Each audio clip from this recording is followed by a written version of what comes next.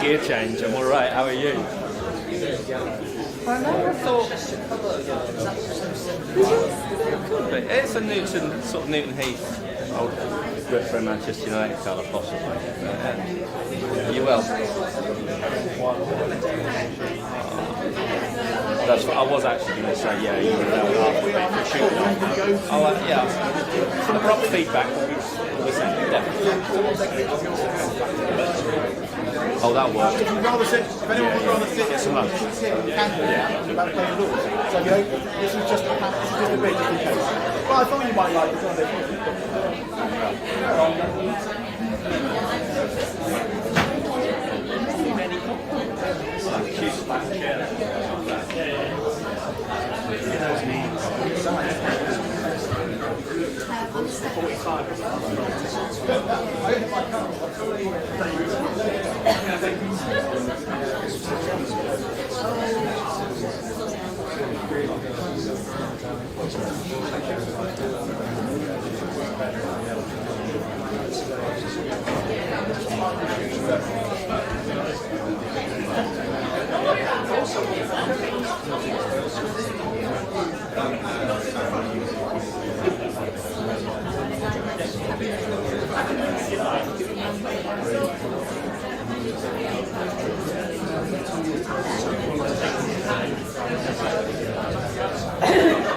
Thanks everyone, thanks everyone for attending. Sorry we're a couple of minutes late, but you were far from nice, being nice to each other and being lovely. So welcome to Future 24. I'm going to have to pass on to the host because I'm talking first. So over to Claire, round of applause for Claire, please.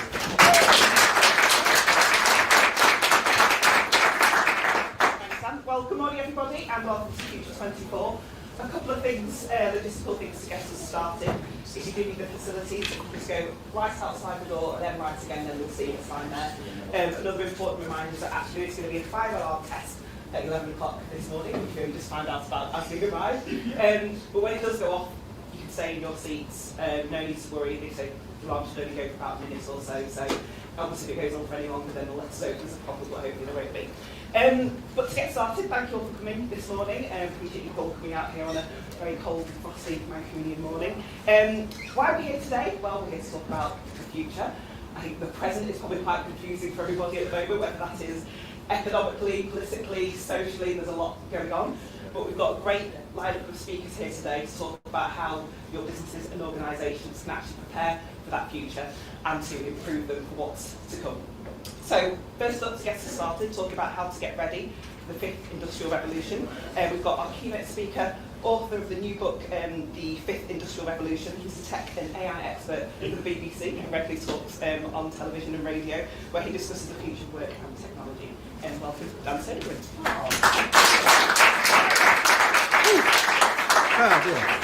No need for any whoops, but thank you very much for doing them. It's very, very kind of you. Right, so before we begin, I'm one of those kind of people, so before we begin, can everyone stand up, please? Everyone stand up, that's right. Oh, it's much better. We've had a hell of a time getting here. I'm just making sure my timing's okay. I want you to breathe in, and then breathe out. Breathe in. Oh, breathe out. Breathe in. Can no one guess?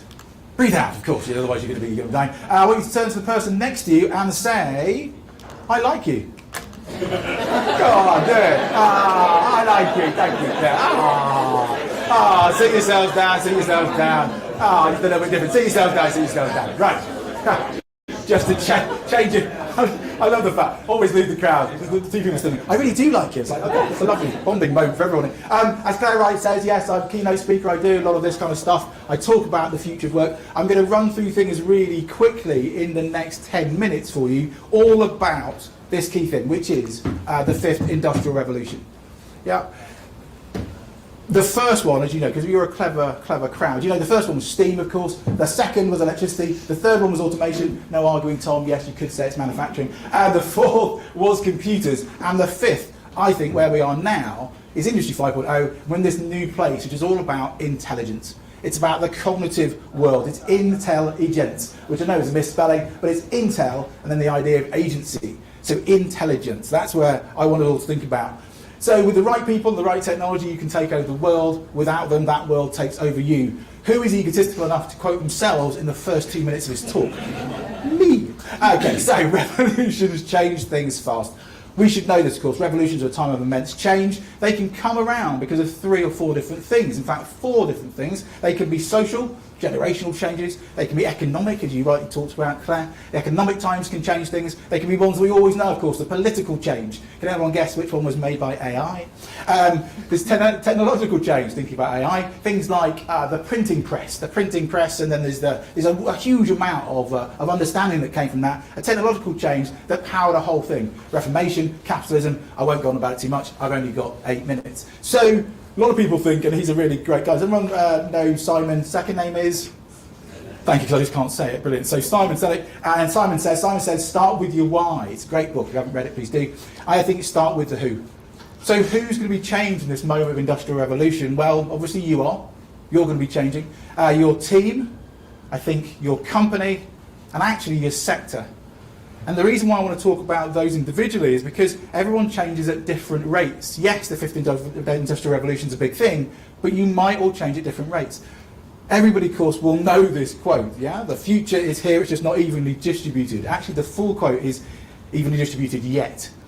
And so all these changes are coming, but they might not be coming straight away for your sector. So why is revolution needed, especially around the future of work? Well, productivity is down. Engagement, employee engagement, is also down. Happiness is also down, and therefore profits are down as well. We're at this bit now where we need a revolution. We need intelligence. So artificial intelligence, emotional intelligence, independent intelligence, and organisational intelligence. They are the 4 things I think underpin this 5th industrial revolution. So, artificial intelligence, we know with artificial intelligence what's happened. We know how quickly it grew. We know that it got to 1 million users in 5 days. It took Netflix 3.5 years. Put it into a different way, okay, the telephone took 72 years to get to 100 million users. AI took 72 days. That is how quickly this change is coming. And it's not just the number of users, it's how well it's doing and how quickly it's changing. So look at version 1 to version 5, we're now on 6.1 with Midjourney. Look at the change, and that's only been a year. Oh, by the way, if you wonder what this image is, this is me just typing in Dan bracing Mancunian weather on the way here. No word of lie, this is what it came up with, yeah? It's astounding what it can do instantly. Google have just released yesterday that the fact their AI can now be better than a doctor. Not only in diagnosis, but also in patient care. This is where we are right now. And this is kind of whether we like it or not. Then we've got to start thinking about artificial intelligence, the number of people that are actually using it, and where are they using it. So it might not be in the Western countries this massive change comes, it actually might be from other places. It's also worth starting to think about, has everyone looked at the GPT store yet? Remember when the Apple store came out with the iPhone, it had 500 apps on there. GPT did this, 3 million on there, 200,000 in productivity alone. These are tiny agents that can do part of your job for you. It's amazing what you can do. So, people are saying right now, AI is the new electricity, and I think they might be right. Other people say much cleverer things, like Ant, he says this. He talks about the new world and the new sun rising. So artificial intelligence will boost productivity. But what about emotional intelligence? We need emotional intelligence because we need those soft skills too. It cannot just be a world of AI, we need the soft skills. We need to understand our emotions, not only because it'll make the machines better, but it'll make us happier as well. Because Simon might have been wrong about starting with the why, but he's right about this. When people are financially invested, they want to return. When they're emotionally invested, they want to contribute. And that's where we need to go now. We need to start thinking about emotional intelligence, especially as leaders. Especially as leaders. We have to start changing and stop being bosses and start being leaders.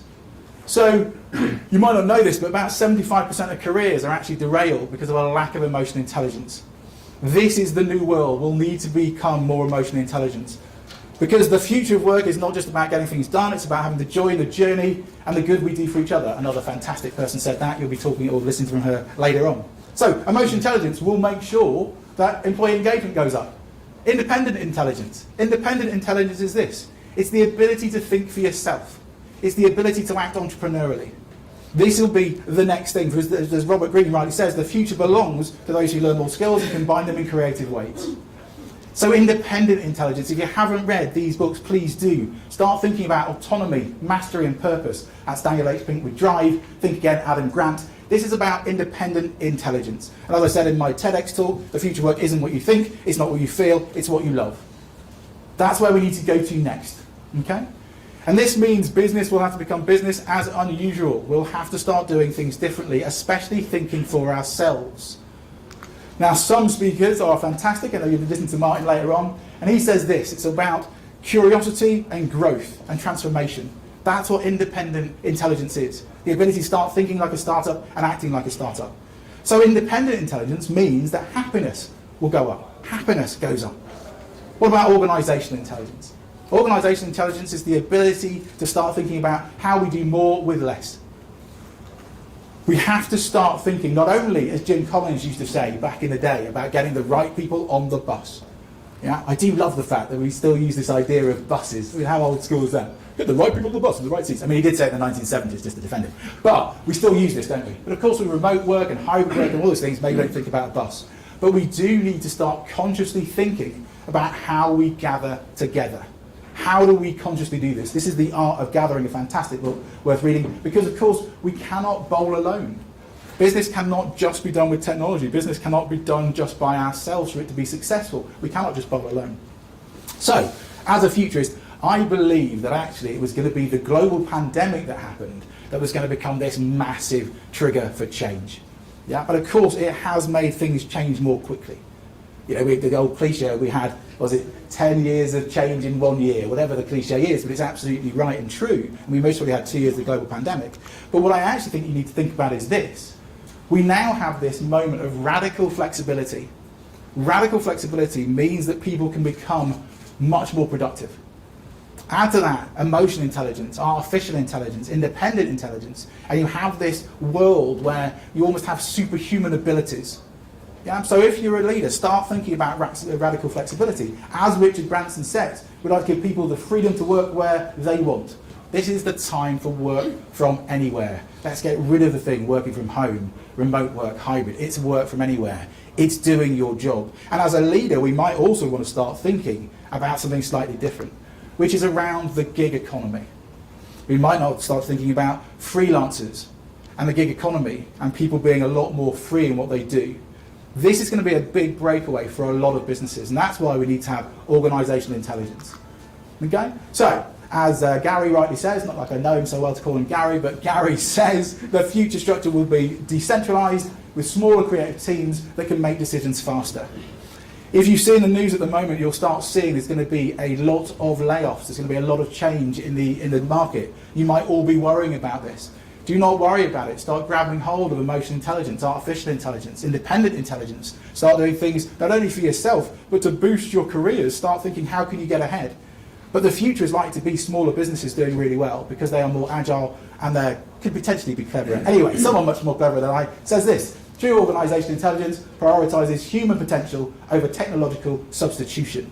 You'll be hearing from him later. He's Phil. Hi, Phil at the back. So, organisational intelligence. Organisational intelligence allows us to start making a bit more money as well. So this is the time of the 5th industrial revolution. We need intelligence. We need artificial intelligence, emotional intelligence, independent intelligence, and organisational intelligence.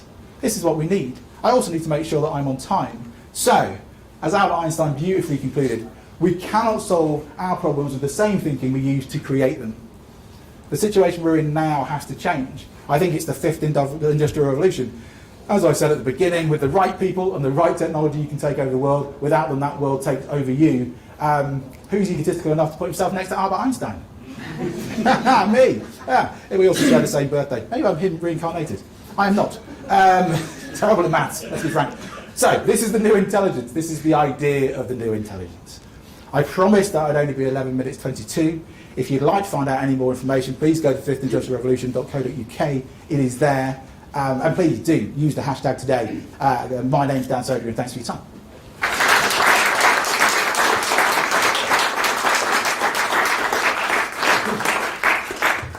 Thank you, Dan. So Dan's already mentioned artificial intelligence, which is something that we probably can't, a phrase we can't escape from last year it was all over the place and we'll continue to talk about it. So next up, speaking around how AI and humans will create the future, is Becky Taylor, who's an award-winning tech entrepreneur and action-first speaker. Now, she's focused on the value of progressive change and challenging the status quo. So welcome, Becky.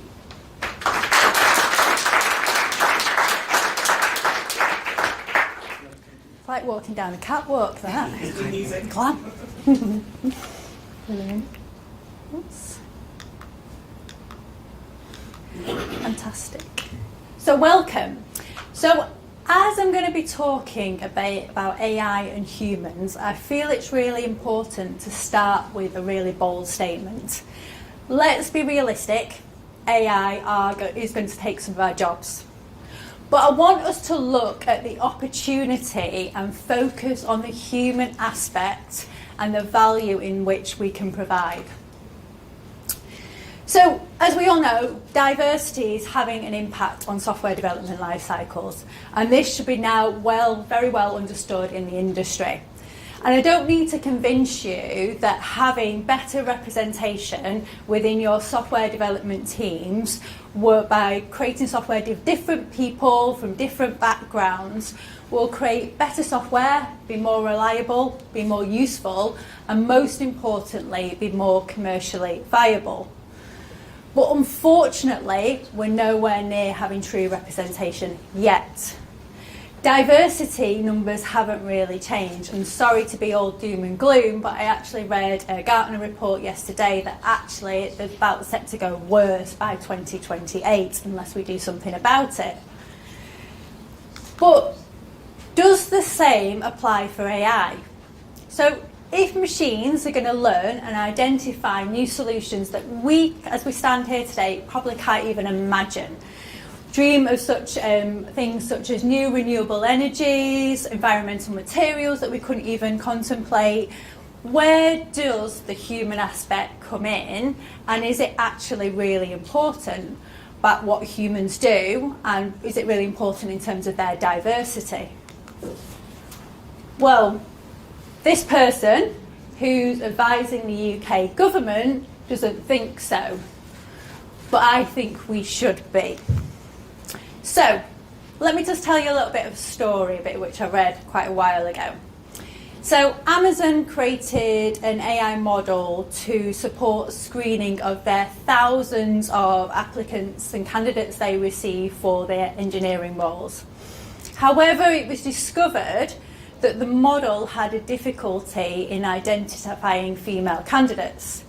So, how did this model come to have such a gender bias? In simple terms, it's a straightforward solution, but it does emphasise the importance of human interaction in an AI learning model.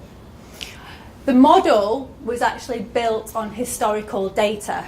So the data that they used was previous applicants they've had for engineering roles, and their engineering team was made up of predominantly white men. So when a female applied in the system, it basically downgraded their application. Fortunately for Amazon, internal research teams identified before it actually spread very widely. But it's a significant illustration that the advantages of human interaction in AI models. Because long term, what would have been causing that situation if there had been no human intervention? So if we look at this, and I'm sure that Amazon didn't do this intentionally, and it wasn't actually built to discriminate against women, but if we don't have humans in the process, vast groups can be easily discriminated against the absence of human interaction. So, thinking about this example, and for those of you who are thinking about building AI models or involved with AI machine learning at the moment, I want to just take a little bit of time to give people a bit of an overall process and highlight areas where human interaction can be really, really important for a greater end outcome. So, just like software development project life cycles, AI models have machine learning development life cycles too. So So in order where we bring those specialist individuals in, I just want to take you through the model very high level, and then we'll give a deeper dive in terms of how we can ensure diversity and inclusion. So as you can see on the model, the first stage is to define the user case. So we need to gather the requirements. What data do you want to put into the AI model, and what do you want to see the predictability in the model to prove out? Then once you have the requirements from the stakeholders, you want to understand in terms of what data is available. If we take the Amazon example, they use the historic data, but obviously that wasn't successful when they were building their model. So you really need to think about what data is available. Once you've got your requirements, you know what data is, you then obviously need to select your machine learning model. And there's different types of machine learning models that can predict in terms of different ways. Then, once you've got your data and you've got your model, you want to understand what actually features, a bit like software development, what features do you want to present? What data do you want for it to predict, and what you don't want it to predict? So once you've got that, then you pop it into test, you review it, and you want to have people that, all your stakeholders from the define the user case, to be happy in terms of what they're seeing. Now if they are, then that they can go into operational. It can then obviously be able to be reviewed and amended based on how quickly, like Dan said, the industry is moving so quickly. We want to make sure we're feeding it with the right information. So you can look at this and say, actually, AI and humans are actually co-creating this example, but we really need to look at a closer look at where specialist individuals can ensure that we're focusing on diversity. There's various roles. If you did a Google search on types of different roles, there's loads, but for sake of time, I'm just going to highlight 3 for you today. So the first one is an AI ethicist. Congratulations for me for just saying that. It's one of those tricky words for me. Ethics are crucial. Now, in this example, this is actually a job role.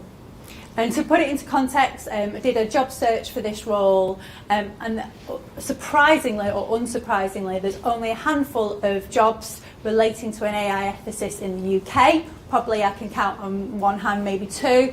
If you broaden your search, there's actually hundreds and hundreds and hundreds of jobs relating to this role. So it just goes to show how far the UK is actually behind in this AI. But ethics are crucial. This person needs to navigate the complex rules and standards around AI, again, which is ever changing. They need to assess the potential risks and ensure compliance, and ensure ethic reviews of the AI projects that are going through this life cycle. Somebody that really understands the different perspectives from different individuals, different groups, different users, and it's just so important for somebody to considering those.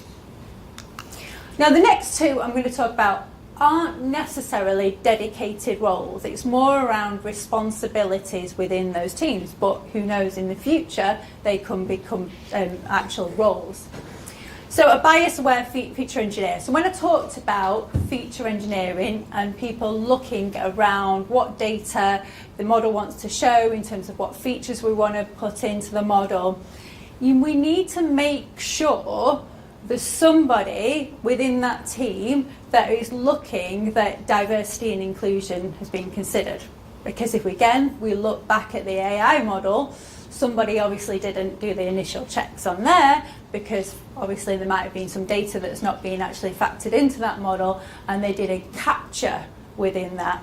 So we need to make sure that somebody's actually checking the data, making sure we're collecting what we need to show, whether there's any dependencies, and to make sure the output is what we're actually expecting and doesn't show any biases from an individual or group perspective. And then finally, again from a responsibilities, we need a human in the loop tester. And again, relating back to the Amazon model, obviously there was big significant, it had actually gone into production, but then a human did spot it. And contrary to what we believe, AI doesn't make predictions with 100% confidence. Neither do we as humans. We might think we do sometimes, but there is too many variables to actually state that we make business decisions, life decisions with 100% confidence. So if we put a human in the loop of the testing phase of the AI model, it means that they can look at the data that's coming out, go, right, okay, look at that social context, actually that might be discriminating against that individual, that group of people, and actually give the model feedback to actually then work through again. And this overall will give the model better results in terms of what the user case is trying to achieve. So where are we now in terms of diversity in AI? So just a few stats for you. There's 78% of global professionals with having AI skills are male. 80% of AI professors are male. Women only make up 15% of AI researchers in Facebook and only 10% of AI researchers in Google, and that's just focusing on a gender perspective. I think it's clear that this definitely does need to change, because if we don't have people considering those in their circle, what sort of AI models is that going to hold? I found a really interesting quote from Dr. Fifi Lee. She's an AI researcher and author, and this just sums this whole topic up to me perfectly. Even though it's called AI, it's made by people, it's built by people, it's deployed by people, and it matters who those people are, whether they're bringing a wide range of perspectives and experiences to their work. So I hope this gives you an overview, an understanding of why AI models should AI models and humans should co-create these models. And so much like software, so much more needs to be done. But before I end, one question. Who would you rather have advising the UK on AI? Thank you.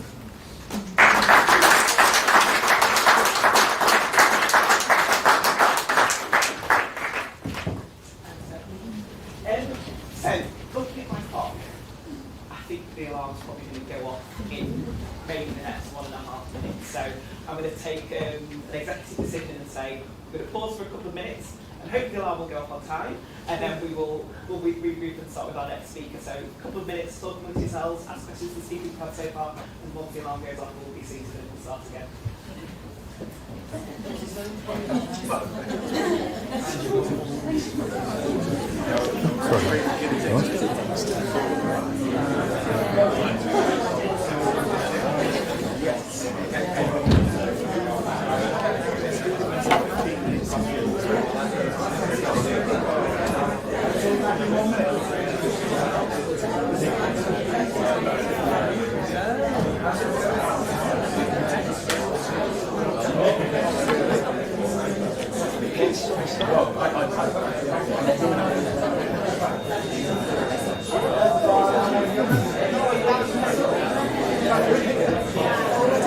Yeah, ready?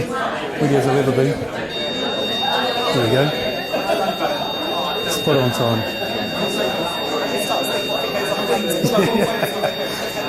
11:15. Yeah.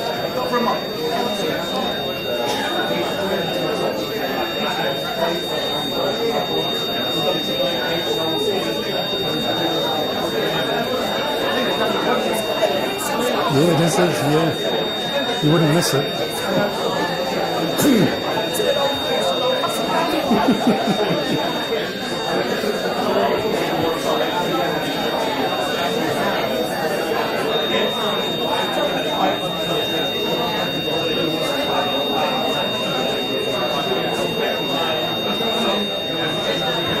Just going to touch it.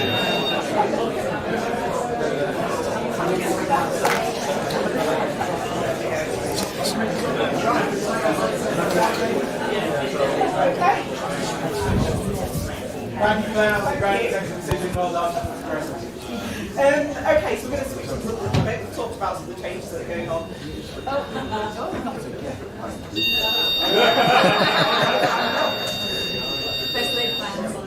There we go. Okay. Carry on. Okay, thank you. So obviously to be able to break these changes, we need strong leadership. So our next speaker is the perfect person to talk about that. He's going to talk about how to become a transformational leader. So Paul Spears is the founder of the New P&L Institute, and he's also the host of the internationally respected podcast series, which is called The New P&L: Principles and Leadership in Business. So welcome to the stage, Paul. Thank you.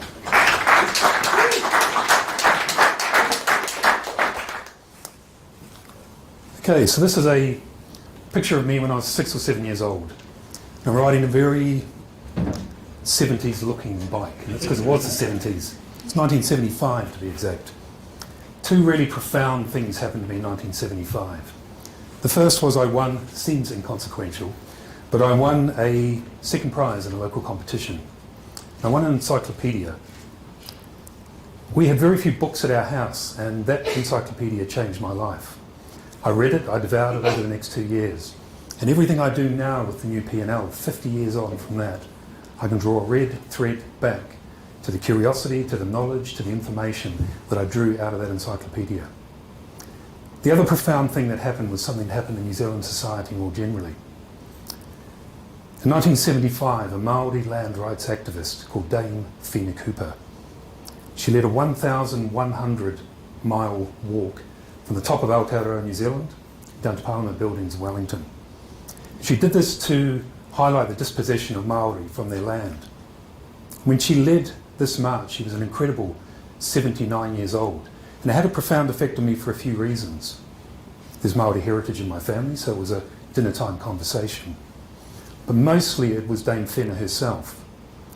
Because what she showed through that whole period was a quiet dignity and integrity, and what one person with a transformational process could deliver. One person who had stuck to their principles, to their values, and who believed in the power of transformation.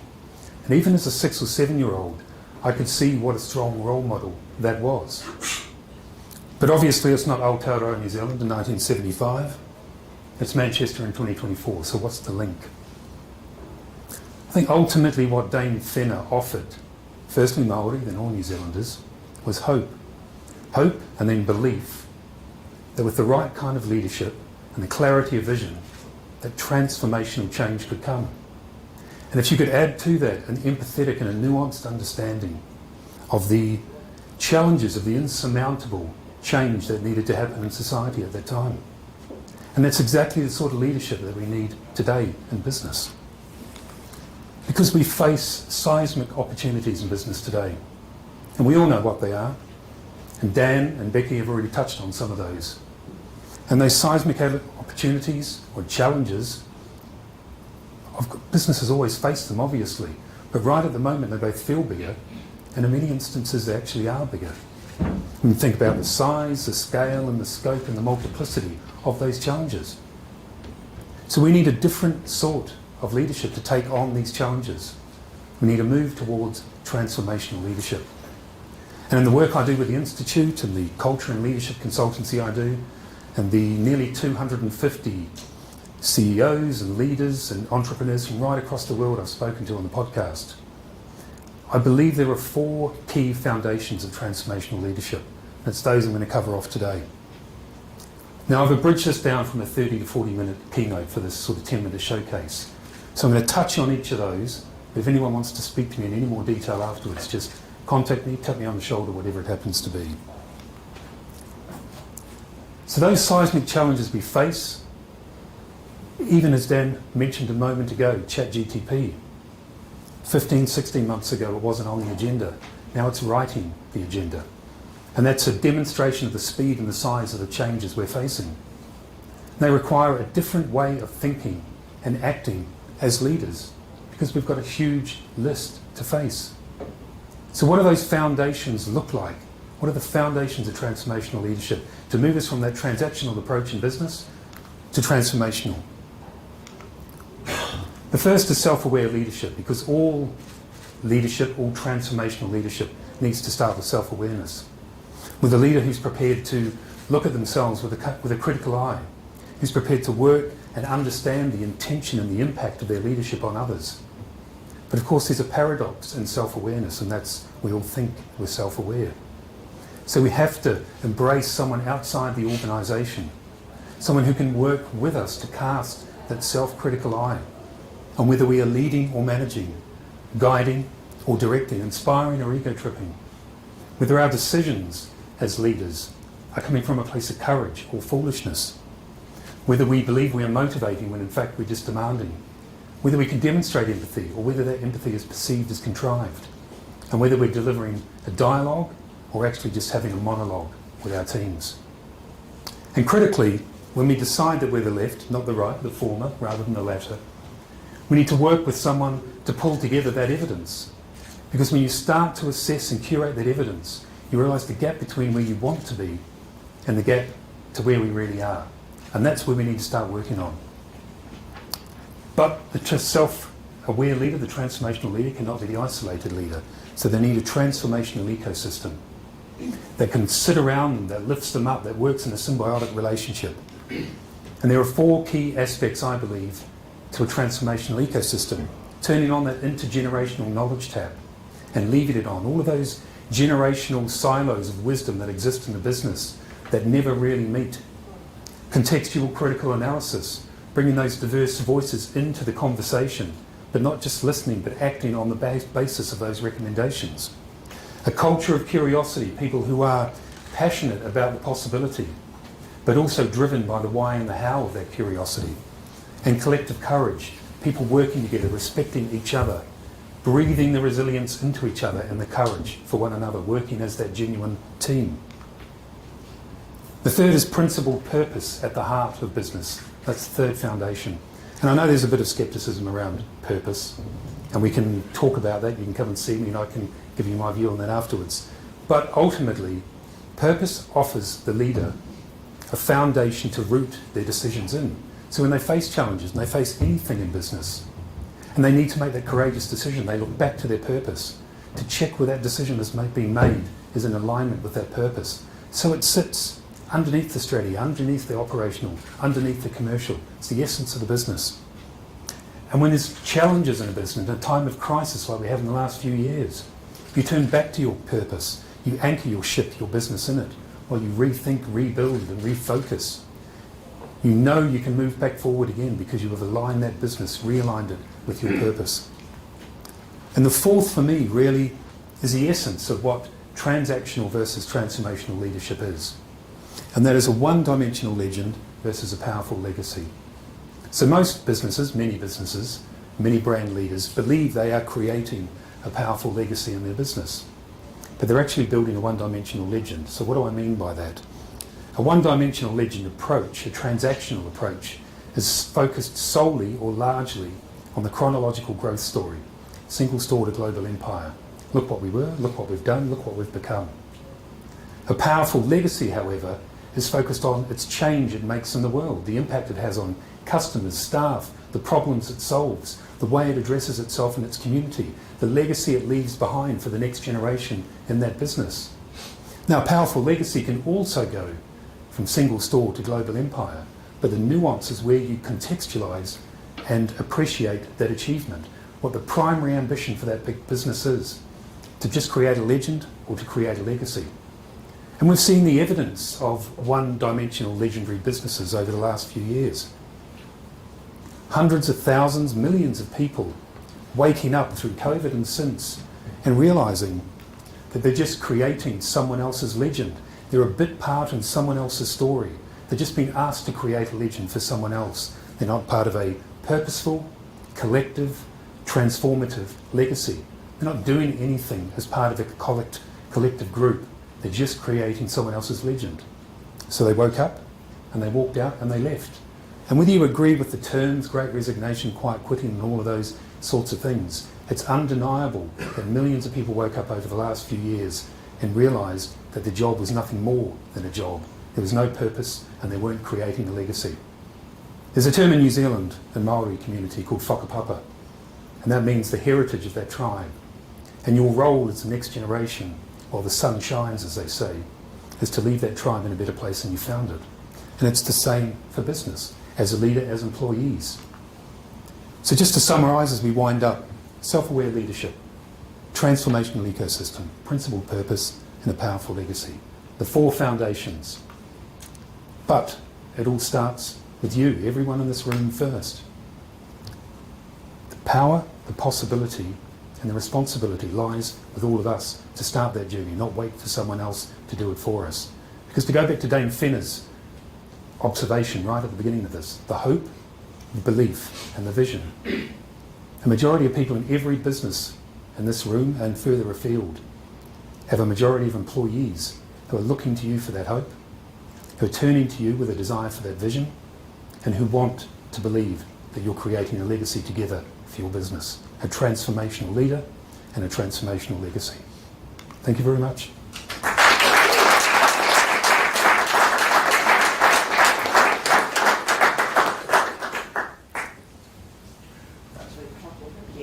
Thank you. So we've talked about the leadership elements, now looking at how to actually enact some of that change within your organisation. So who's a person that people call when they need to unlock the power of actually their people to be able to build or even rebuild an organisation? We've got somebody here now who advises CEOs, boards, leadership teams. He's worked with some of the world's leading businesses and brands about how to lead, but also manage change in ways that can really actually create genuine, impactful results. So I'm going to welcome Phil Lewis to talk about how to change.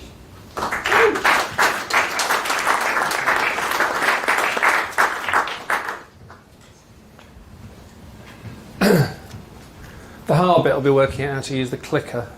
Good at people, not good at tech. Hello, it's really nice to see you all. Does this work? Think so. Right, so my name's Phil. I run 2 organisational change practices. We work around the world with CEOs, boards and leadership teams to help them create, lead and manage change. We have a 92% client retention rate, we have a 95% client satisfaction rate, and 100% of our business comes through referrals. We've won multiple awards. Last year, a client turned around in front of his entire global board and said in front of us, not only have you succeeded in delivering the most successful organisational change programme that we have ever seen in our business, people have actually enjoyed it, and I will always wonder how you did that.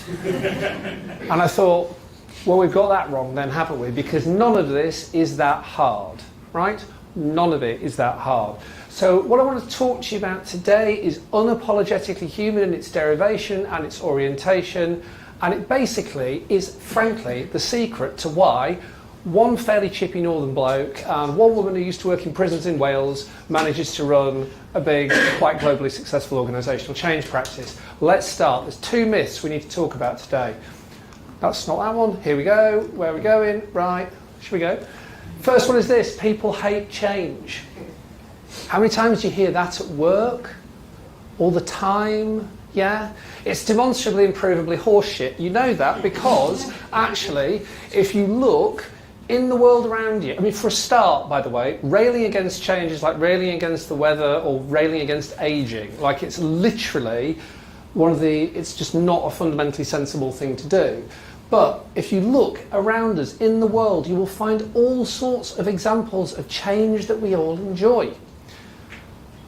Your political party of choice getting in and enacting a policy that you like is a change you enjoy.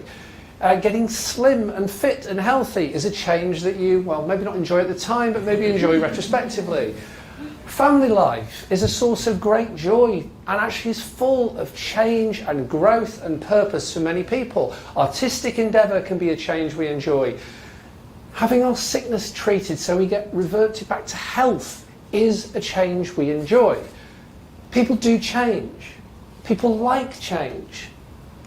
People hate change. No, they don't. What they hate is they hate living and working in conditions of heightened and unavoidable ambiguity. The human brain is not wired for ambiguity. We don't particularly like it. We don't particularly enjoy it.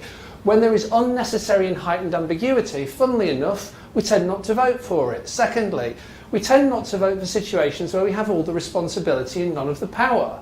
Don't know how often you've seen that at work, but again, tends not to be something we vote for. And we tend also not to enjoy being in low or no care environments where people don't look after us and don't consider our self-interest in any way, shape or form. Come back to how most organisations do change, and you will find a massive amount of this at work. And it is the reason why 70% of change projects, according to Gartner, fail in whole or part. None of this is that difficult.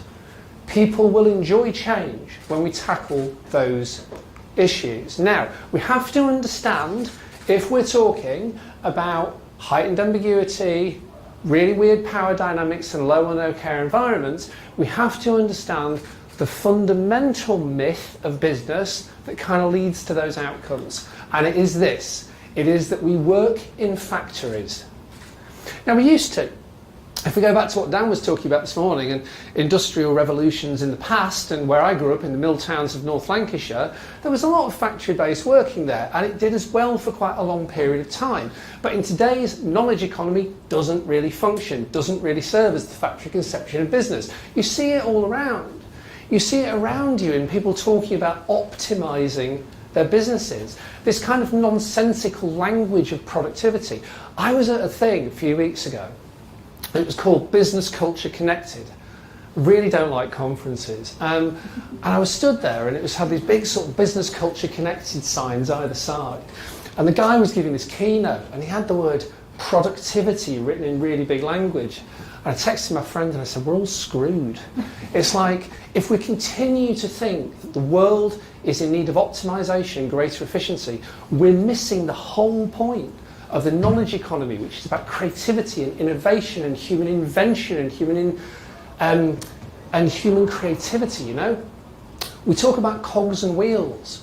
We sat in a appraisal with somebody a few weeks ago with a client organisation who was talking about just a small cog in a large wheel. I thought, good God. Anyway, human capital, the worst phrase that's ever been invented as far as I'm concerned. Anybody in this room think of themselves as capital? No? Funny. Human resources. Brilliant. 12 years ago I was working in an advertising agency, said, you're the humans, we're the resource, was the actual literal sign outside.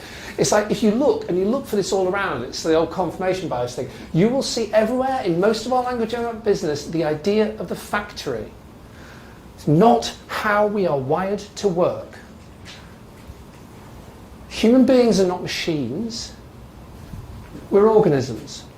Let's think about the characteristics. So the characteristics of a machine, it's other directed. Becky was talking about this. It has to have a human being to program it in the right ways, for now. Predictable, right? It has to be. Fundamentally, the machine, it's logic, it's zeros and ones. What you feed in is what you're going to get out.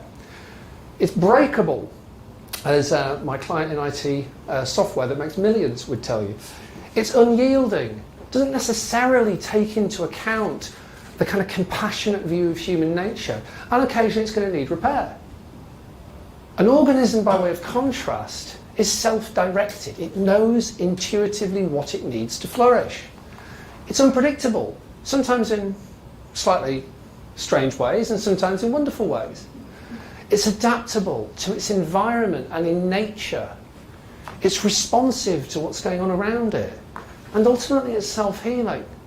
Now, if we think about that for a second, I think most of us, I would hope, would think this is who we are, not this is who we are. So if we put this as who we are as human beings and try and make it work in this kind of context, something's going to malfunction. So, come back to the world of change for a sec. If we think about change through this lens, we want to be thinking about how do we allow people to self-direct? How do we take account of human creativity? How do we work in ways that are fundamentally adaptable and responsive? And how do we heal our organisations and heal each other in the process of doing that? That feels to me like a sensible set of questions to be asking around how we run change in business. So, Very simply, the secret, you can have this for free, the secret to building a globally successful organisational change practice is found in one little word. It's with, not to. Do change with people, not to them. What does that mean then? Well, firstly, it means you prioritise clarity, even in ambiguous situations. The job of leadership is not necessarily to be able to answer every single question, but it is to prioritise being clear on the things that you can and clear about when the answers to other things will arise and what you need out of your people. Self-direction. Give people a sense of autonomy and change. Think about how they are empowered to work better together in service of the outcomes you seek. Engage them along the way. Talk, not communicate, not one-way communication, it's genuine engagement, talking around what are you seeing, how are you experiencing this, what is it we need to be paying attention to that we're not. Get people to work from where they're strong as well, absolutely critical. Work from where you're strong. One of the brilliant things about organisations is the talents and the experiences and the perspectives of everybody that works within them. The job of change is how do you mobilise that? I get so tired of a mode of change management which talks about we need to take people on the journey. That's usually code for you're either part of the steamroller or part of the pavement, right? It's like instead, let's have a think about where we're strong and how we can, through clarity, through self-direction, through engagement, get people to bring their talents fully into work, and how we can create environments of mutual strength and support. Now, this is not efficient work. This is not about optimising anything at all. But what it is about harnessing the human consciousness, creativity, brilliance of the people around you in service of what you're seeking. When people flourish at work, so do businesses. So the guy who said before, to us last year that not only has it been the most successful change programme, but actually I've always wondered how you did it.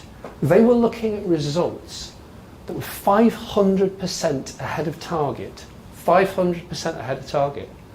We didn't do anything. We went in there and just helped people get over some myths and work out how to work better together.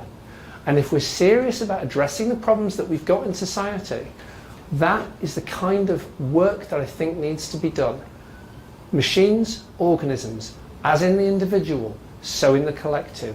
Let's build businesses that are more than the sum total of their human parts. That's me. Been good to talk to you.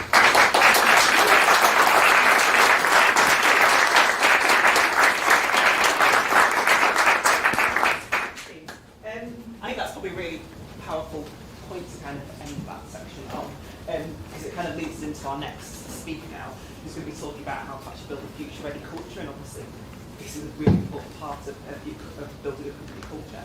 So next up we've got Grace, Grace Marshall, who's an award-winning author and speaker, and she's helped thousands of people, more than 10,000 people, startups and founders, corporate managers, artists and the like, with anything from productivity, which we've already mentioned, and resilience and work-life well-being as well. Welcome to the stage, Grace. Thank you very much. Amazing, thank you so much. I love that you set me up there, Phil. I've worked in productivity for the last 10 years, but hey, let's go. So how to build a future-ready culture. If I had more than 10 minutes with you today, I might start by asking you, what do you think a future-ready culture might involve? And you might say words to me like innovation, navigating change, uncertainty, dealing with ambiguity, maybe growth, maybe learning, human intelligence, emotional intelligence. One word that I don't think would be on your radar, that I'd like to put on your radar today, is this word, struggle.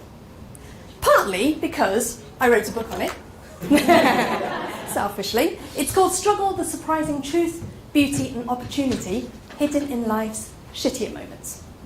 And that's what I want to talk to you about today. So let's say this piece of paper here represents something that I'm struggling with right now. As an action, struggle feels like this. it's a mess. I want to put it away, shove it in a box, put the lid over it, and never think about it again. Now and again, I might pick it up and talk to myself about what a mess it is. But really, what I want to do? I want to pick up a new thing, a new piece of paper. But then maybe something goes wrong with that. Doesn't it sometimes work like this?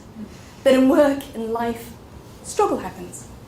Struggle happens instead of the good things that we imagined, that we worked hard for, that we planned meticulously for. You know, the delighted customers, the happy team, the successful campaign, not these screwed up pieces of... And I get it, because I struggle. And I bet you do too. Struggle is a universal experience. But for something that we all experience, it's something we very rarely talk about. Because we think that it means something's gone horribly wrong. Or maybe something's wrong with me. But what if we got it all wrong about getting it wrong? You see, when we're in struggle, it can feel a lot like being inside a tunnel. And when we're in tunnel, we get tunnel vision.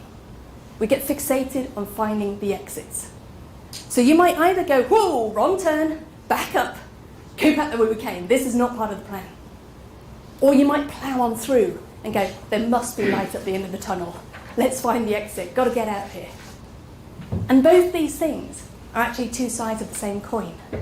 It's our fight and flight instinct that kicks in, that primitive survival instinct that tells us there is a threat, do something. Problem is, our choices when we're in threat mode of what we do are limited to running, hiding, or fighting. Basically anything except actually being in the moment of the struggle. And that can lead us to what I call our toilet roll moment. Now, does anyone remember this moment back at the beginning of the pandemic? Yeah, what was going on there? I think what was going on there was that we felt out of control. There was a genuine threat to life out there, and we didn't know what we could do to keep ourselves safe. And we couldn't control any of the decisions that the governments were making, couldn't control the decisions that our bosses or our clients or organisations were making, couldn't even control the decision that my child's school was making. One thing I can do, I can make sure we don't run out of toilet paper. Like that I can do. And enough of us thought that we went and created a global-wide toilet roll shortage to go with our global pandemic, to the point where even people who went, this is ridiculous, suddenly went, hang on a minute, if the shops are running out, I probably need to stock up, right? And this is what happens often when we jump straight from problem to resolution. Now, at work, your reaction might not be toilet roll per se, but maybe fight mode for you might look like, I just need to knuckle on down, hustle on harder, I just need to make it happen. It might look like overwork, perfectionism, burnout. I need to do it all. I need to do it all myself. It might look like control freakery. It might also look like defensiveness, where we start seeing every disagreement as opposition, every deviation from the plan as a liability. And that defensiveness might shut down our creativity, or even just our willingness to listen to other people. And yes, fight mode can be useful sometimes. We can hit deadlines in fight mode. We can run sprints in fight mode. But maybe we can't run marathons. We certainly can't build bridges or relationships with fight mode. Or maybe for you, it's not so much fight mode, it's more flight mode. Withdrawal, hiding. Maybe I'll just keep my head down and stay safe. I won't speak my mind. I'll hold back from going for that pitch or that proposal or that promotion. I'll avoid. It might look like procrastination. Or it might look like, do you know what? Strategic silence, or disengagement, or quiet quitting. Or maybe it's freeze. Now, freeze doesn't look like nothing's going on. It can look a lot like there's a lot going on. It can look like busyness. Like, do you know what? I've got so much to do. I'm so busy with all of this stuff I need to get done, which, if I'm honest, feels safe. I haven't got time for that thing that feels like a struggle. Or the slightly lesser known response, the fawn response. This is kind of like if you imagine an animal in the wild saying to its predator, please don't eat me, I'll be your friend. That's basically the fawn response. It's our people-pleasing response, when we become overly accommodating, where we maybe say yes to everything and no to ourselves. Or maybe we say that fake yes. We tell people what we think they want to hear instead of what's actually on our minds. And I wonder if you recognise any of these responses in yourself, in your teams, in your organisations. Because these are really natural human responses. But at work, they can turn up as what I call high-functioning fear. So on the outside, they can look productive or strategic or even high-performing. But on the inside, what's really driving us is fear. And the thing about fear is, it gives us really narrow vision. We get black and white thinking when we're in fear mode. Everything is either good or it's bad. It's either right or wrong. You're either for me or you're against me. Things are either safe or they're dangerous. And that narrow vision is designed to protect us in a life-threatening situation, because if a bear is chasing down the street at you, you don't want to see everything. You don't want to be saying, I wonder what's behind those mountains over there, or are there any juicy berries in that bush over there that I could have for lunch, because that is going to get you killed. You just want to see bear. Like, what do I do? Do I pick up something and defend myself? Or do I run away and make myself safe? But actually, if what we're dealing with isn't a life-threatening situation, maybe there's a whole lot more to that picture than what fear, fight, or flight is showing us. And so that very same survival mechanism that is, keeping us alive could also be the same thing that's keeping us blind, blinkered, or stuck. And so maybe we need to stand down our fear and let something else to rise. Curiosity, which Paul mentioned earlier. How do we cultivate a culture of curiosity? We need to stand down fear, because curiosity is a natural human instinct, but it gets switched off when we're in fear mode, because curiosity is going to get you killed if you're being chased by a bear. But actually, curiosity is also the antidote to fear. So where fear says danger, don't go there. Curiosity says, ooh, that's interesting. Let's take a closer look. If we're dealing with obstacles and curveballs, fear will say, that's a problem you need to get rid of. But curiosity will go, but hang on, sometimes it's not until the conventional route is shut that we become open to the unconventional. So that obstacle might be really, getting in my way, but what if it can also be the opportunity to innovate? Or maybe it's not a big boulder that's completely blocking your path, but like curveballs, or even tiny grains of sand that get everywhere, grind you down, it's blooming irritating. Curiosity will say, do you remember in chemistry lessons at school, and I know that's a long time ago, a catalyst is essentially an irritant. So that thing that's irritating you right now, what if that could be a catalyst for change? Or if you're dealing with shitty feelings, strong emotions, difficult conversations, fear will say, this is just something you need to get rid of, get over, get away from as soon as possible. Curiosity might go, what's really going on here? Rather than how do I avoid or defeat or defend, it might say, what's going on behind that upset colleague, that angry customer? What information is here if I even just learn to listen and pay attention? Manoush Shafiq, who was until very recently the director of the London School of Economics, she said, in the past, jobs were about muscles. In the present, they're about the brain.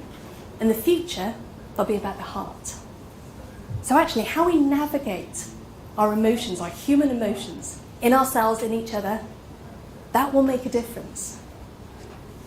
So next time you find yourself in, I don't know if you've ever had email rage. It's like road rage, but with email. Oh yes.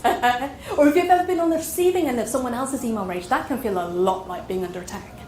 Your natural instinct will be, I need to defend myself, or protect myself, or I need to win this argument. But maybe now, we can allow curiosity to go, ooh, what's really going on there? And of course, we're going to be facing uncertainty. So we've left our familiar shores behind and now we're navigating uncharted waters. And truth be told, none of us really know what we're doing here. And the words "I don't know" can be a problem when fear is in charge. Because, as we've heard already, we don't like ambiguity. And so we've been so used to associating knowing with expertise, professionalism, leadership. We've built our expertise on knowing. What happens when we don't know? When what lies ahead is untrodden, uncertain? Maybe this is the shift we need to make. We've been so used to operating in the core, which is our zone of expertise, where we know what we're doing, we have all the answers, where we deliver excellence 100% of the time, and we pride ourselves on that. But if we're always in the core, we're not spending any of our time on the periphery. And the periphery is where the innovation happens. The periphery is where we learn. It's where we grow. It's where the future is. And that periphery is uncertain. It's where we make mistakes. It's where we fail. It's where we struggle. And if we're going to change our relationship, if we're going to build a future-ready culture, we need to change our relationship with struggle. We need to be willing to step outside of that core of what we know and spend time in that periphery. And that also means that we need to maybe start changing how we talk about work, what we reward, how we measure performance. Because if it's all about optimization and productivity and deliver 100% of the time, we're in that core. We're not in that periphery. We're working in present day, but we're not creating the future. So let me leave you with my 3-step model to navigating struggle. The first is, oh shit, or oh shift, depending on what language we're using. If we don't recognize struggle, we're just going to be creating our toilet roll moment. So recognizing, noticing, naming that fear, learning how to spot high functioning fear in ourselves and each other. Number 2, what is this shift? Activating curiosity in the face of fear. It's kind of like shining a light in the middle of the tunnel rather than at the end. And when we do that, that will lead us to our 3rd shift, which is, holy shift! It's the revelation, the learning, the opportunity. It's where we discover that actually those tricky conversations, rather than being a derailer, they could be where we build really powerful connections and powerful relationships. It's where we find that our tunnel isn't just a tunnel, it's a cave where we discover the treasure. And so that's how we build a future-ready culture.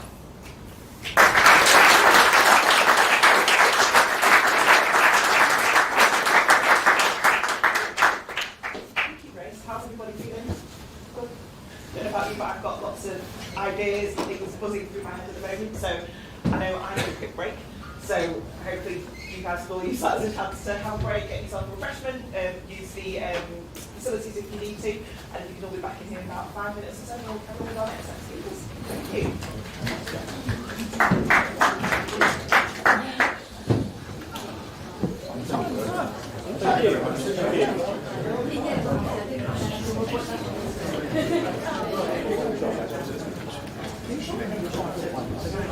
Right, so back in 5 minutes, that'll be awesome. Okay, thank you. You don't have to go outside without smoking if you've got them.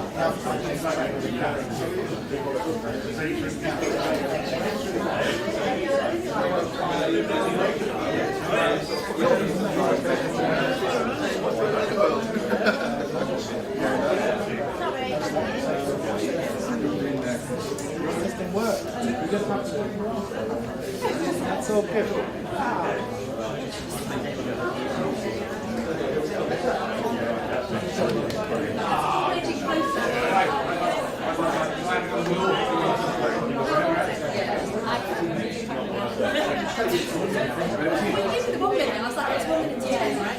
Well, the thing is, I looked at her and I was like, I did say to Tess, she technically can't, she's got every right if I say stop this and I go through. So that's why I didn't stop her. I thought if I edged like a process, I'd be in that world where I was like, ooh, close enough. Brilliant as always. It really was. Awesome. It's great. Good to finish with you so greatly, and then Hannah's got 1,000 likes. And just quickly on the thing, you know when people move around, obviously you're used to guys moving around. Are we okay with people moving around? Do you want them more to stay where they are? No, I want it to be natural. I don't want to pin someone down to the I'm ground. really standing next to the legend. She's standing next to the legend. I wandered around. And do you have a cricket or TV?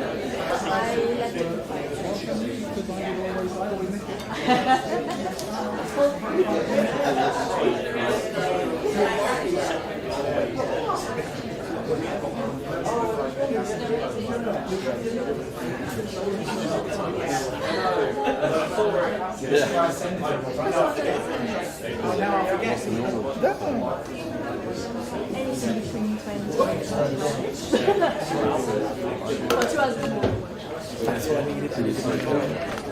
Yeah, we've got discussions. I'd go into the that came out 2021, so 3 years ago. It's one of those things you just keep plugging I remember from my BBC days, credibility doesn't people know that you've had to spend time actually structuring and really thinking about stuff. Yeah, I just thought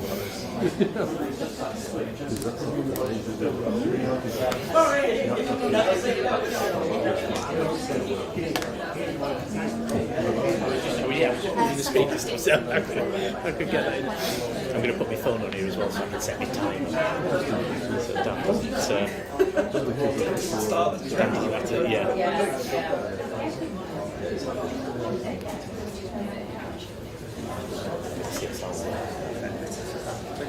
Yes,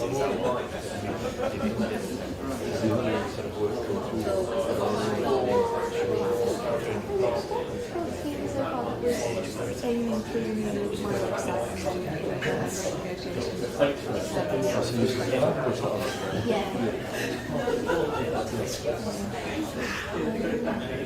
yeah, we've had a few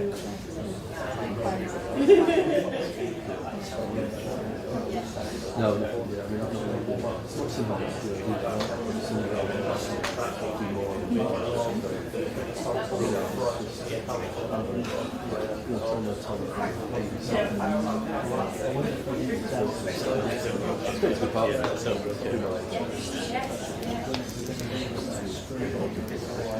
I mean, you could see it.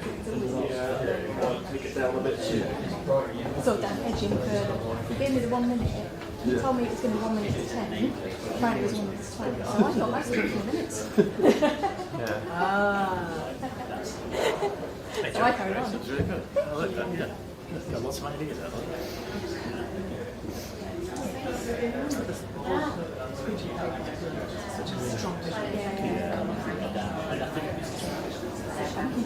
I had to lose the jazz at the end. Because Dan went, I normally end with a story about Keith Jarrett's piano. Okay. What? 1985. Yeah. So,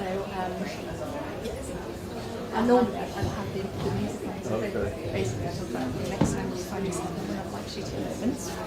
Whether that's crashing rock that's knocked you off course, or the grizzly bear that you're wrestling with, or the piano that's been delivered for you to play in a concert. It's completely unbelievable. The Black Keys do singing slipping and playing slipping and you're like, this is unplayable, I'm a professional, what are you being me doing?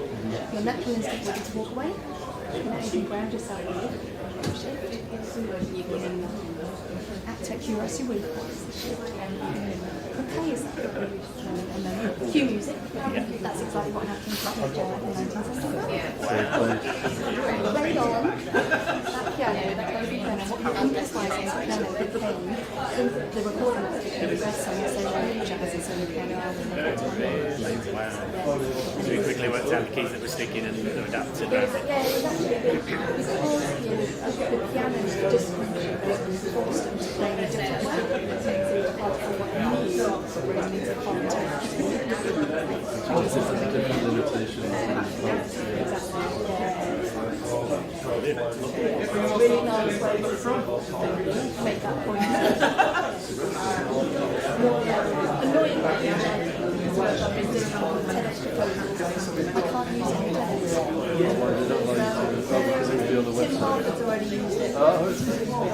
That's the story. Yeah. But then that's why I read the story. So I guess he gets first dibs on it. He didn't end with it. He put it at the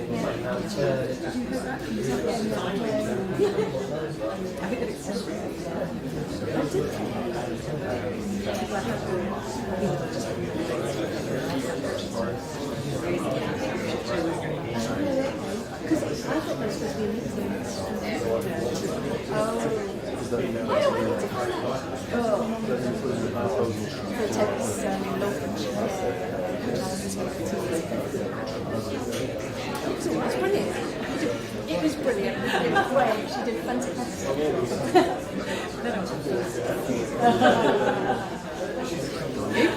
She wasn't building. That's right.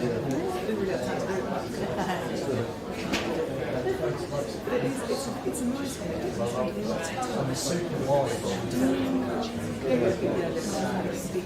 How would it sound?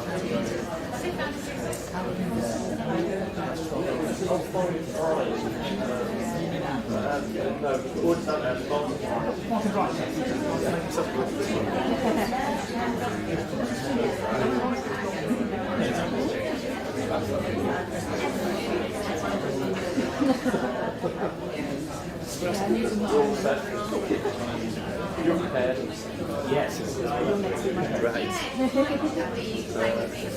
That's what the next week. Here we are.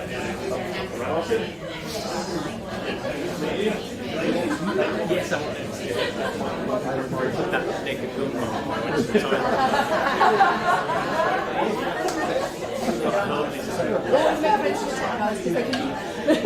This is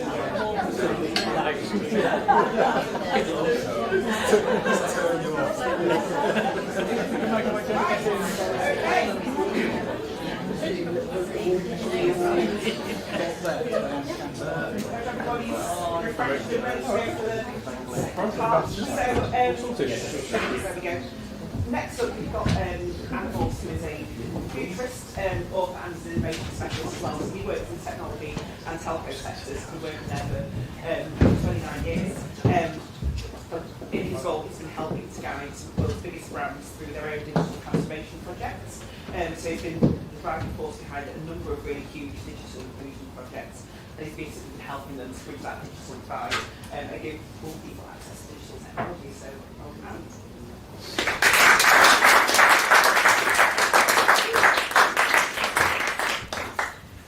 It's longer away than you think, that, isn't it? Actually, could have done with some more music. And let's just get. Here we go. Welcome and thank you ever so much for attending today. As mentioned, I'm Ant Morse. I'm a futurist and innovation specialist. I'm working with some of the biggest brands in the world around their own digital transformation. I'm also an author and a tech researcher looking at some of the trends. And today we're going to look at some of the obvious trends, but also some of the not so obvious trends as well. So let's get underway. So I'm going to start by proposing that we're living through a history lesson of the future. With a class of 2024. And it's going to be a lesson where teachers tell children of how a pandemic transformed how people lived, where we worked and how we worked. We changed some of our patterns of work. And we adapted quite well. We got used to change. We focused a little bit more on ourselves. We enjoyed more time with families. And we got pretty organised, right? I don't know about you, but I'm super efficient at home. I can get a lot done. Going into the office, I get nothing done. I just gossip, I just chat. I'm a water cooler guy. We're still finding and enjoying our freedom of the flexible working world. But it's not for everyone as well. The headlines grabbed us. We need to go out of the office. But actually, at home doesn't work for everyone. Last summer I was attacked 3 times with a water pistol when the kids were on holiday. This is an occupational hazard now of working from home with children. And we're still finding our feet. We're still working out. People are still working out what works for them, what doesn't. People are making some big changes, right? As a consequence of that as well. And as sensible and really responsible individuals and organisations, we're making change with thoughts to the planet and the environment as well. How are we going to work forward in the future? But where do we go from here? Well, we're often asked, where next? Where do we go from here? And if we look at transformation, we don't need to look much further than history as a barometer of change. Robots taking our jobs? Not the first time. Mills of the 1800s, factories of the 60s, 70s, 80s, 90s, to today, projects I'm working on where 5G will completely revolutionise manufacturing and factory environments. Or we could just look to our own mobile phones. The incredible power of this device that sits in our pocket and the enormous transformation. That was the phone in my drawer when I started at Virgin Media O2, which was called Cellnet back in the day, 29 years ago. Boy, have things changed. But the interesting thing for us is this lesson is going to be a standout lesson. It's not just a typical history lesson in the future. Our change is going to be at such drastic pace that it is going to make the history books. So where do we go for help? Well, you could ask futurists like me, or we could perhaps ask ChatGPT for free. And ultimately, it will give some pretty accurate information and answers. But I'm going to propose that it isn't going to be one single source that dictates the future or guides us on that path. It's going to be all of us. And I break it down into 3 key areas. There's one about the technology, what great advancements. Societally, how do we evolve? How do we respond to those changes? And then what are the impacts that has on our economy? So let's start looking at tech. Well, we're going to see some incredible advancements. Innovators will always innovate, entrepreneurs will always progress and look to follow the money that's generated on the back of it. Our world will become, and already is, hyper-connected, and we'll see this, or we won't see yet, but there'll be this invisible layer of digital things coming alive in our environments. This location, this entire city, will be alive with sensors. And how we access that invisible layer will change as well. Glass technologies will come and go, and we'll see evolutions and progressions, but ultimately will give us a sight into a new world.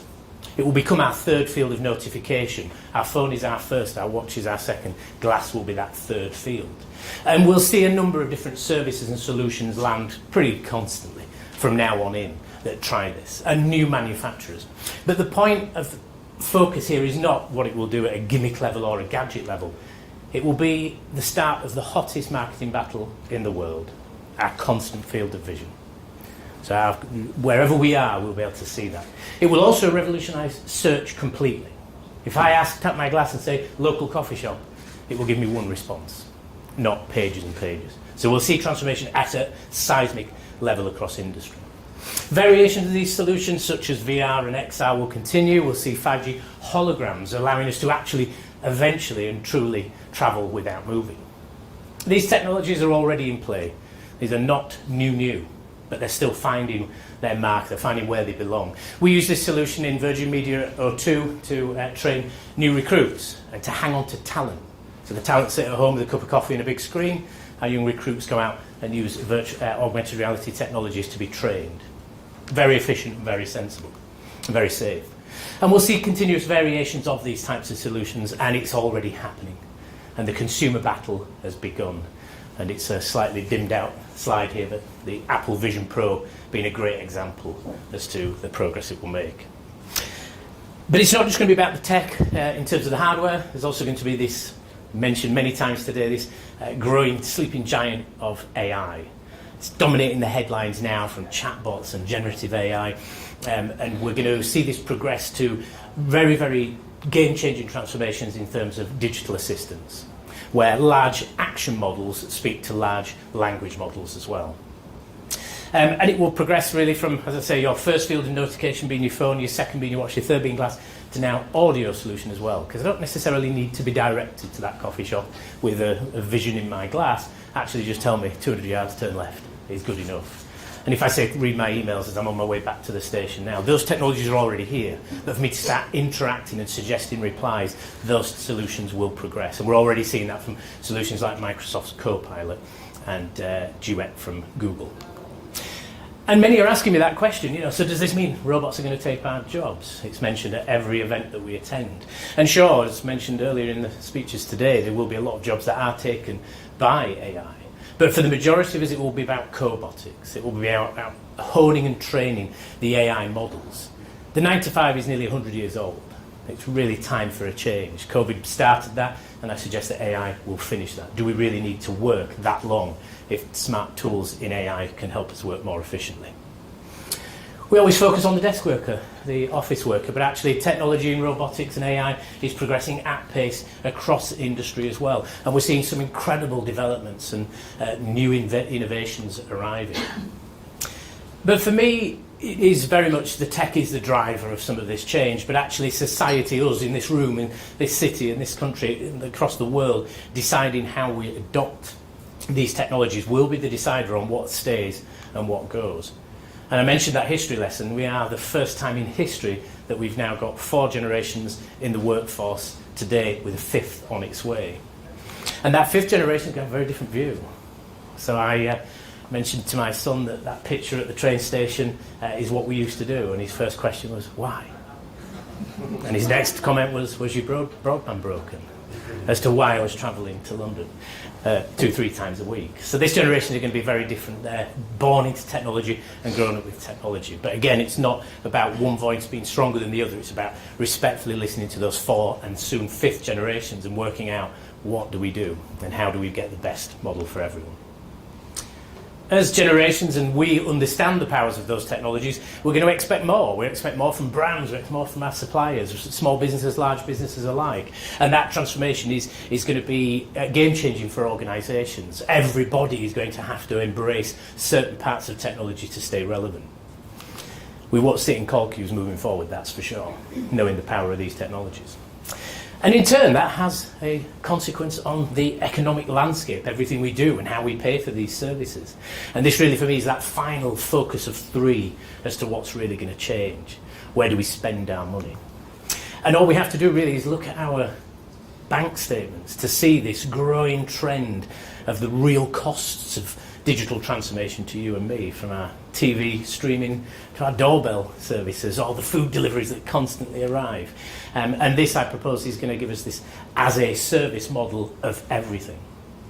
And ultimately we say, well, we're responsible people, we can stop paying for things if we don't want them. But ultimately the convenience is incredible because no one's got a money tree, right? We need to be sensible about what we invest in. So this constant build of things is going to accumulate in something called life as a service. It's something we need to be aware of. How do we control and monitor the growing costs in our digital lives? And then the title of the presentation is knowing all that, how do we stay relevant? What do we do to, as a society, as individuals, to evolve? Well, for me, it comes down to 3 areas. I think, first of all, technology has been the vehicle for change. It's kind of the industrial revolution that Dan spoke about. That's got us here. Then we think of the innovations, the Ubers, the Airbnbs, the Microsofts, the Apples, and the innovators that have brought us to that next level. But now it will be up to us as a society to be the drivers. But unfortunately, there's no sat-nav. So we're on this journey on our own. And it is going to be down to us to learn and develop. Now, I'm going to set you a task. But the good news is the task isn't to become a computer scientist or a data engineer. Great if you want to do that, but you don't have to do that. All we have to do is learn enough to evolve, to be relevant. And again, it feels a history lesson, this, doesn't it? I've talked about Mills, I've talked about everything. Now I'm going to quote Charles Darwin from the 1830s, I think this when this was said, 1809. It's not the strongest of species survived, nor the most intelligent, but the one most adaptive to change. This is us. And if we think about that pace, that change is coming at incredible pace. So, here's the schoolwork. This is the homework project for the class of 2024, guys, right? I want you to find 3 30-minute slots in your diaries over the next month. In the first slot, I want you to pick a technology, maybe one you've heard about here today, or something that you just don't understand enough about. Maybe it's Gen AI. And in that 30 minutes, Google the heck out of it, YouTube it, and get to the point where you could explain it to an alien, or your mother, or whoever. And you've got that clear understanding of what the view is. That's the first 30 minutes. Don't overdo it, but don't underdo it either. Make sure you give it what it deserves. In the next 30 minutes that you schedule, I want you to work out how it makes money. Because the reality is, if it doesn't make money, if you can't see the money, and you aren't the money, in terms of advertising, it won't exist. It won't last for long. So if you can't see the money, go back to step one, pick another topic. If you can see the money, then it might stay around, it might be real. So in that third 30 minutes, I want you to find how it's going to impact your job, or the job you want to go and do, or the career that is in the side hustle, whatever it might be. How will, in my case, how will Gen AI change what I do? Will I be replaced by a robot in a matter of years? Who knows? So we are that class of 2024. And again, we will, without doubt, from my research, be the history lesson of the future, the time in history that stands out in the classroom, along with other epic adventures and journeys.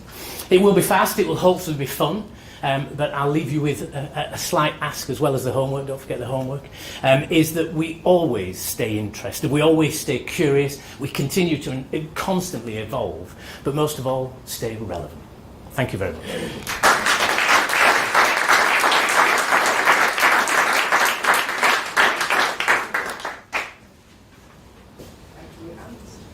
So we've heard a lot around, I guess, what's going on within organisations. We're gradually kind of moving to what's going on outside, or how organisations can get themselves out into the world, which is a great segue into our next speaker, so Martin, SFP Bryant. I think it's worth checking out the reason why he uses the SFP with his name. Quite an interesting story. A bit more homework for you. But Martin is a technology journalist and commentator. And he's been immersed really in the tech startup world for about 15 years. And he's also founded a newsletter, quite apt, which is called Pre-Seed Now. So today he's going to be talking to you about how to create a great newsletter. Welcome, Martin.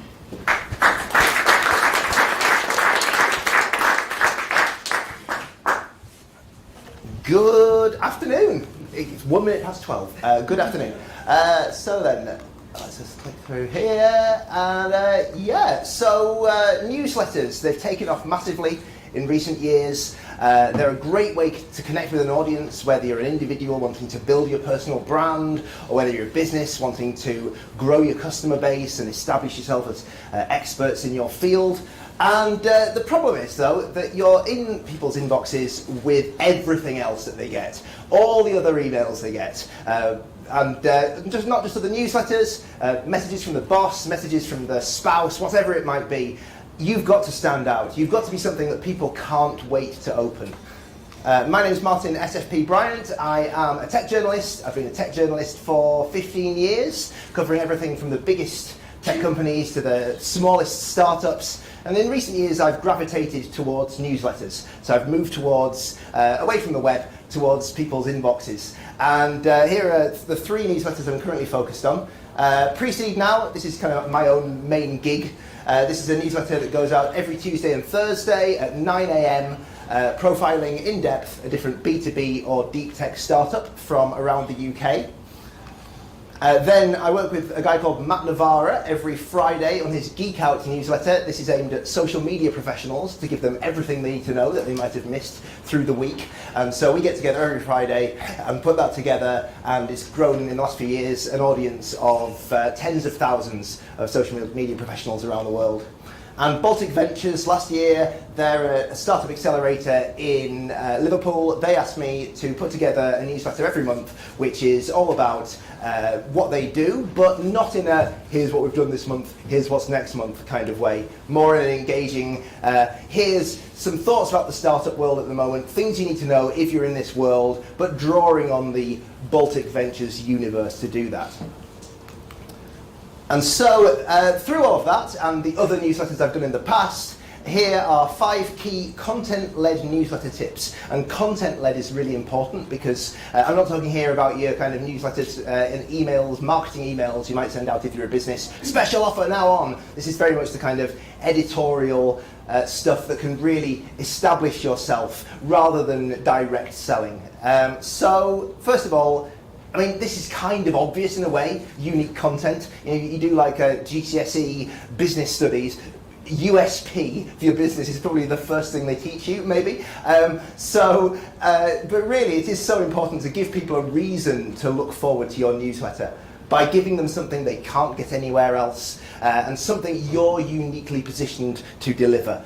So Pre-Seed Now, for example, that publishes information about startups that aren't in the media anywhere else. Usually, they've never been published anywhere else before, and I draw on my experience as a tech journalist for many years to offer insight on those startups. And so that's something you can't get anywhere else. Don't let their eyes get bored. This is a funny one. This is overlooked sometimes, but imagine you're reading. Look at this. Ignore the exact text if you can see it, but just look at it as it looks. 2 big long paragraphs. In a book, that would be fine. Lots of on paper, that's fine. On a screen, it's tiring to read text like that. Really exhausting to read text like that. So if you're in someone's inbox and they're kind of getting lost in the text, and then new email comes in, they're going to be distracted and go off and do that instead, quite possibly. This flows much better. It draws people in. Don't be afraid to have 1-sentence paragraphs, especially at the start. I always find that leading people in with a sentence, even if your English teacher at school would have said, no, that should be a paragraph, those first 2 paragraphs should be 1, just break it up, because it's all about drawing people in. Use bullet points, use numbered lists, have a nice big image at the top, and then maybe smaller images further down to pull people through, to keep their eyes interested, because it's not just about their brains, it's about their eyes and not getting tired. Be consistent. Stick to a publishing rhythm. So whether it's daily, weekly, monthly, always try to publish that same frequency and around the same time of day as well. Pre-seed now is Tuesday and Thursday, 9 a.m. strictly. I make sure I've got it done the day before. So this afternoon, I'm going home to write tomorrow's pre-seed now, and by the evening, I'll have scheduled it for 9 a.m. Geek Out, we're a bit more relaxed about that. We do it every Friday. When we're finished, which is between kind of 2 and 3, we put it out. But the reason we put it out then is that social media professionals, they're at the end of the week. They're maybe looking to slack off in the job a little bit on Friday afternoon, but they still want to do something that's work-related. So reading a newsletter, and it's quite a long newsletter, that one, they feel like they're doing some work, even though it's Friday afternoon, and they're not necessarily doing their normal day job. So it's all about not breaking the reader's habit. If you publish regularly for a few weeks and then stop, and then start again, at a different time, and you go, oh, let's just do it when we feel like it. People stop engaging as much, people stop sharing it, people stop getting excited about it and wanting to read it. A newsletter I used to do, it had a time of around 10 a.m., 10:30 a.m., and people used to tell me they scheduled their coffee breaks around when it came out, so they could read it with a coffee, and they look forward to that. So it's that kind of thing. Think about when is good for you and your audience. This, you probably can't see this, you'd have to squint to read it, but essentially it's a chart from the newsletter platform Beehive about best times to publish a newsletter in terms of open rates, and they find across their newsletters that 10 a.m., 11 a.m., 1 p.m., 2 p.m. Get plus 40%, so up to 44, 42, 41% open rates, which is really good. And then it drops off, especially if you publish in the middle of the night. But don't take that as gospel. Don't think, oh, they say 10 a.m., because that's an average across all their newsletters. Think about when is right for your audience and then stick to it. Choose your platform carefully. There are lots of newsletter platforms out there now, lots of places you can publish a newsletter through. People generally think MailChimp, because that's been around for years and years. It's great at those kind of marketing emails and those we've got a sale on now kind of emails. It's not so well designed for doing these kind of editorial newsletters. So I know people who do, and maybe even successful with it. But unless you're already deeply in the MailChimp world, then maybe think about something else. Substack has made a real name for itself in recent years. It's got a really minimalist interface.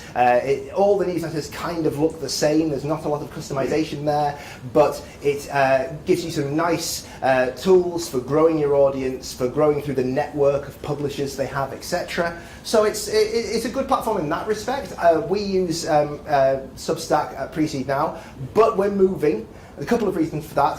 One of them is that they have a very, let's say, laissez-faire approach to free speech. So they will happily take money from Nazis. And this has caused a big stir in recent weeks, and some of the most high-profile newsletters on Substack have left, including if you go to the App Store. I don't know if it's still the case, but last week, the two that they highlight on the Substack app at the top have both left over this policy of not removing Nazis from the platform. So think about whether you want your brand associated with that, is all I'd say. Beehive is the one we're moving to for pre-seed now. Geek Out also uses that. That's growing really fast. They're adding loads of new features all the time, and it's more expensive than Substack if you're a small newsletter. Once you've reached a certain amount of paid subscribers, or if you're using it through a marketing budget or something, it's not necessarily that expensive, but definitely worth looking at, as is Ghost. A similar kind of thing. That one you can even, if you're technically minded enough, run it on a server yourself, so you're not dependent on a web service. WordPress, everyone knows that for websites and blogs. They also have a newsletter platform which isn't maybe quite communicated enough by them. They don't necessarily talk about it enough, but it is out there if you ever dig around. Campaign Monitor is more along the MailChimp kind of thing, but I included that one because Baltic Ventures use Campaign Monitor, and the reason they chose that is that it fits in with everything else they do. They have a CRM set up, and they send their other emails to their different mailing lists through Campaign Monitor, so it made sense to do it all in one. So you can do that, and if you are using it as part of a broader marketing strategy, then that's perfectly fine. Own your own subscriber list. Don't rely on the platforms too much. It's easy to set up your newsletter on, say, Substack or wherever, and then just send out your newsletter every week and not forget the basics about actually remembering to back up. And the second rule of Fight Club isn't whatever the second rule of Fight Club is, it's back up! Consider CRM integration as the third rule. If you're so one thing that I started Pre-Seed Now on my own, brought in Sam Deakin to work with me. She is focused on kind of growth and the business side of the newsletter, and the first thing she did was integrate a CRM with our mailing list. And the way you can do that is different with different platforms. Things like Beehive and Ghost have more flexibility around that than something like Substack. But that's something to consider, especially if you're using that mailing list for other things as well. And then yes, back up. Download that CSV file of all your email subscribers as often, once a week, every day, whenever you feel comfortable, whatever it might be. We do it once a week. And then if anything should happen to that platform, if Substack grows a backbone and chucks people off, and you accidentally get chucked off as well, then you you're safe. You've still got that list. So then, if you follow all of that and have great content, then when your newsletter appears in people's inboxes, then I'm sure they'll be desperate to open it, and you will have a successful newsletter. I'm Martin SFP Bryant. Yes, do feel free to Google what the SFP stands for. It's an interesting story. Not right now, though, because listen to the next speaker. Thank you for your time.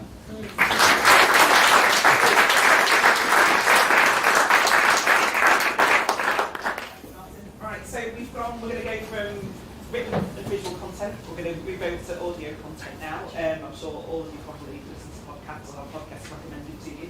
But making successful podcasts is actually quite difficult given the number of podcasts that there are out there at the moment. But we've got the perfect person to explain to you how to make a successful podcast. So Guy Kilty, who's the founder of DapDip, is a specialist podcast production company.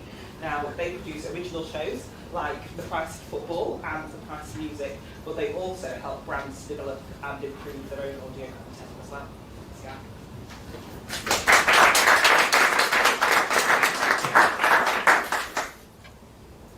So hi everyone. So I'm Guy Kilty, founder of DapDip, and I'm going to explain to you how I built a hit podcast. Now to do that, I'm just going to explain a little bit about myself and about DapDip. I'll explain about the podcast in question, and then also talk then about the story of how we built it, and along the way identify the sort of 5 key things that now looking back at it, I've really identified as the things that have been massive reasons why it has been a success, and which can then be translated into any podcast, and in fact lots of other creative content too, but very specifically for podcasts. And you'll see what I mean as we go through. So first of all, just to talk about DapDip. So DapDip is a specialist podcast production company that I founded 4 years ago. Nearly 5 years ago actually now. And we do two things. We make original podcasts. So we make The Price of Football, which is a show that goes out twice a week, all about the money behind the beautiful game. We also make The Price of Music, which is coming out. The first episode will be out in 2 weeks today with Steve Lamacq, so watch out for that. We're very excited about that. So we make original shows which make money from sponsorship, advertising, and any other opportunities that we can sort of get our hands on. What we also do is we work with companies, with charities, with individuals to help them develop the concept and then produce their own podcast content. So we've worked with the likes of TalkTalk, Interactive Investor, also charities, as I say, and various other people to help them to make the best show that they can. So the podcast in question is The Price of Football. So just to explain what it is, it's a weekly, twice weekly show. It goes out every Monday, every Thursday. On the Thursday, we look at the latest news stories around football finance, of which there are many. If any football fans out there, you will know there are lots of stories around at the moment, which is great. And on the Monday, we answer listeners' questions.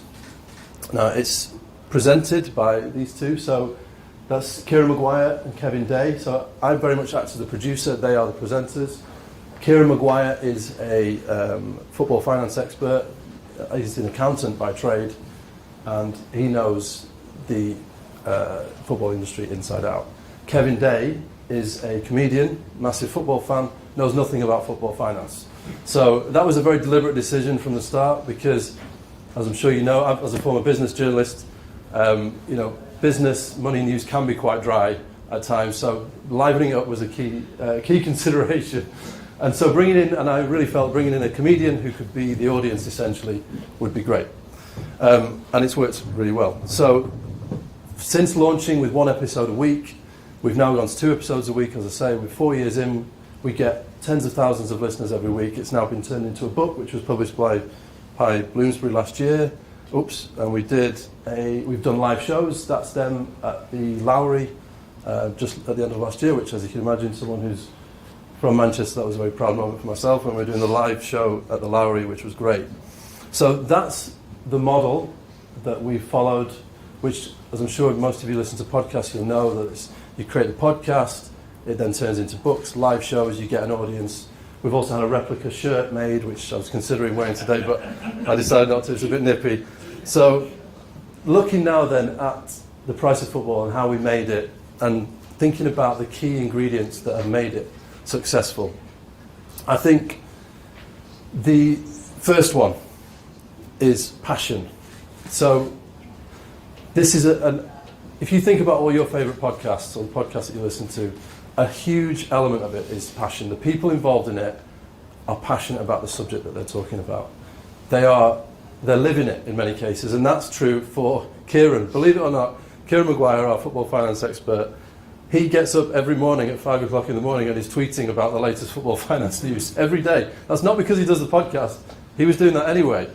So I knew before, so I'd known, just to back up slightly, I used to work at BBC Radio 5 Live, which is how I've met some of the people here before, but also that's how I met Kieran. He was a regular guest on Radio 5 Live. I used to interview him as a business journalist because as a big football fan myself as well, we'd often do as many football finance stories as I could manage. And so I'd speak to Kieran a lot.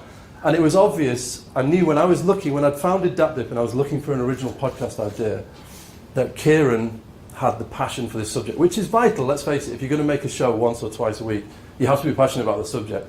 And also you'll know, if you listen to podcasts, it's so obvious if someone isn't passionate about what they're talking about. The passion comes through the headphones, it comes through the speakers, and I knew that was there with Kieran. Equally with Kevin, he's a massive football fan, doesn't know much about the football finance, as I say, that was deliberate, but he's a massive football fan and he's passionate about where the money is going in football. So that ingredient was absolutely fundamental, and I think that's fundamental pretty much to any podcast being successful. Second one, insight. So as I mentioned, particularly with Kieran, so Kieran being the football finance expert, he is the number one football finance expert in the country. There's only a handful of people who are interviewed by Sky News, BBC, write articles for the newspapers who are, give genuine insight into what's going on. And that's because Kieran is an accountant by trade. So he looks at the accounts of particularly, let's say, Nottingham Forest, Everton at the moment, and he can dissect what's really going on and can explain it. He can give real insight, and you can get that. You can only get that insight on the price of football. So if you're a football fan and you want to know what's going on with Everton and Nottingham Forest, listen tomorrow morning, because we'll be talking about it. So passion, insight. Now crossing over to what Martin was saying a little bit about newsletters. You've got to do something different to be successful. As I'm sure you hear all the time, if you have any interesting podcasts, people have been saying it for years, the podcast market is saturated. There's too many podcasts. Not true, I would say. But what you do have to do to stand out is to do something different. And that's what I knew with the price of football. When I came up with the idea, because I knew Kieran, I knew he had the passion, I knew he could give the insight, but I knew that there wasn't another football finance podcast. So that was a very obvious example of doing something differently, and it still is the only football finance podcast, basically because we've done it really well, and then it's going to be very difficult for someone to come in and sort of take that position. But it's not always as simple as that in terms of doing something completely different. But I think you have to have if you create a podcast, if you're looking to create a podcast, you have to have a different angle. You can be talking about the same subject as lots of other people, but you have to have an angle that only you can do, or only you can provide the insight and passion on that will make you stand out from every other one. Because let's face it, there's a million podcasts about football, but there's only one about football finance. So that's a massive, massive part of why I think the price of football has been as successful as it has. So just to think about, these first three are very much things that I thought about before we launched. These last two have become much clearer after we launched the show. So the first one, sorry, I've gone too far there. The first one is that Kevin and Kieran together are very likeable, and people want to listen to them. The business model of podcasts like this is pumping out 1, 2, sometimes more episodes a week. And what that means is that listeners, for example, most of our episodes are at least around an hour long. So listeners, it's the same listeners coming back for every episode. They're listening to 2 hours a week. Now, listening to 2 hours a week of the same two people is actually quite a lot when you think about it. So they've got to be very likeable. They've got to be people that you want to keep coming back to. And I say that this is in hindsight because Kevin and Kieran had never met before we started the show. So that is something we could never have predicted. It just so happens they get on really well together. They work brilliantly together. I mean, obviously it was planned in the sense that I wanted an expert and a non-expert, but the fact that they've really hit it off, they're now, bosom buddies. The warmth that they share with each other comes through in the show. And, that's the sort of X factor that we couldn't have predicted before we started. But I think it's a really, really important part of any show like this. By definition, you've got to want to keep coming back. So the people, the interaction, the chemistry, it's got to be likeable. So finally, since we've launched, we've been very much audience-led. Now, what I don't mean by that is we've not listened to every single response that's ever come in, because we get lots of emails that say, Kevin's not funny, or Kieran is biased against my team. So we kind of ignore those. But when we see trends among the listeners, then we act on it. Because a great example is when we started, the topic of each episode was going to be a deep dive into Manchester United's finances, or deep dive into Liverpool, deep dive into Real Madrid, whatever. And we'd do a couple of news stories, and then we were going to ask people for questions. So we might get one question a week, one question a month. We'd no idea. So after about 4 or 5 episodes, it became clear that people weren't that bothered about the deep dives, because we were getting lots of responses on social media quite quickly. Because fortunately, Kieran and Kevin both had decent social media following, so we had some interaction. And they were basically, what it became clear was that people wanted analysis, insight onto the very latest stuff that's happening. They didn't want these deep dives on big clubs. They wanted to know what was happening with Bury, for example, because that's what was happening. They wanted to know what's happening with Nottingham Forest, with Grimsby. You know, football fans had this broad sweep of interest. It wasn't just the big clubs. And that became very clear very quickly. The second one was we thought we might get one question a month. We ended up getting hundreds of questions in the first couple of weeks. So we then went from having a deep dive once a week with a couple of news stories and questions added on to being a news show and then a question show every week, and we've been doing that now for nearly 4 years. So I think those 5 elements, when you look at them and when you look at the way that the price of football has developed from essentially nothing to being a show now that has tens of thousands of listeners a week, has book, has live shows, has replica shirts. It's these, when I look back now, it's these 5 elements that have been the absolute key, and I think these are the elements that any podcast or any person that's looking to develop a podcast, any company that's looking to develop a podcast, needs to really think about in advance. Thank you.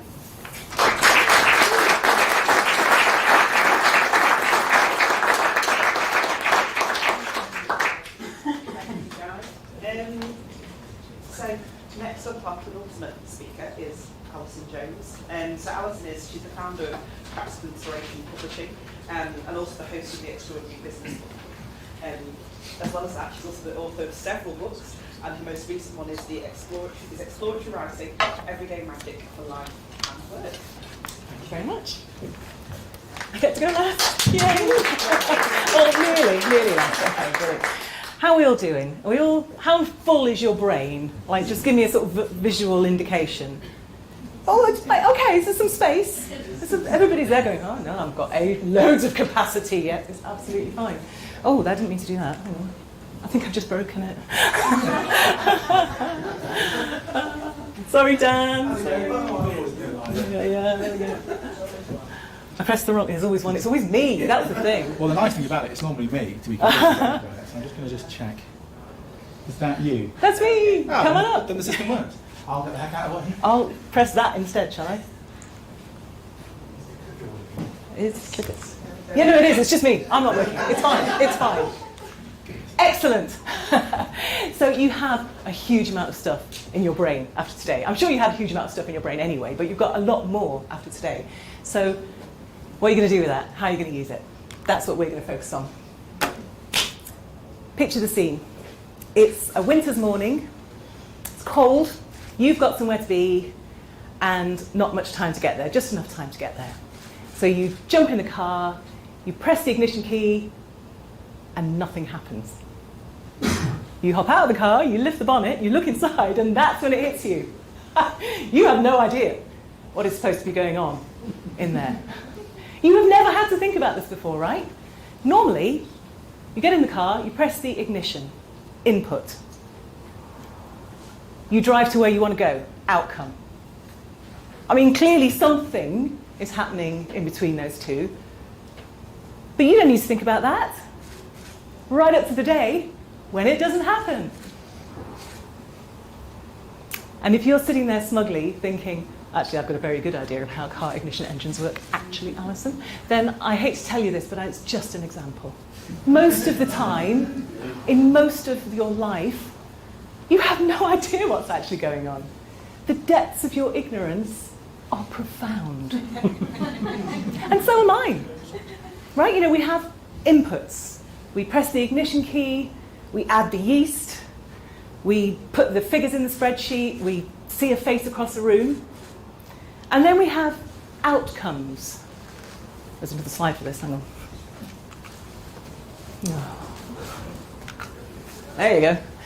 We have outcomes, right? You drive to where you want to be, you eat the bread, you present the quarterly figures to the shareholders, you fall in love. Okay, there's a process in the middle. You don't even think about it. It just happens. It's magic. Now, if you think a car engine is complicated, and I do, let's think for a moment about your brain. The human brain is the most complex structure in the known universe. Your typical internal combustion engine has around 200 parts. I think that's a lot. A According to Harvard Medical School, the average adult human brain has 86 billion neurons, creating around 100 trillion connections. It is, ironically enough, mind-blowing.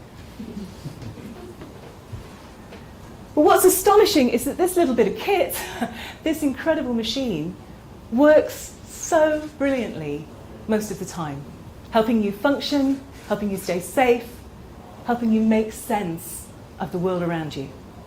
So there are sensory inputs going in and the outcomes. It's amazing.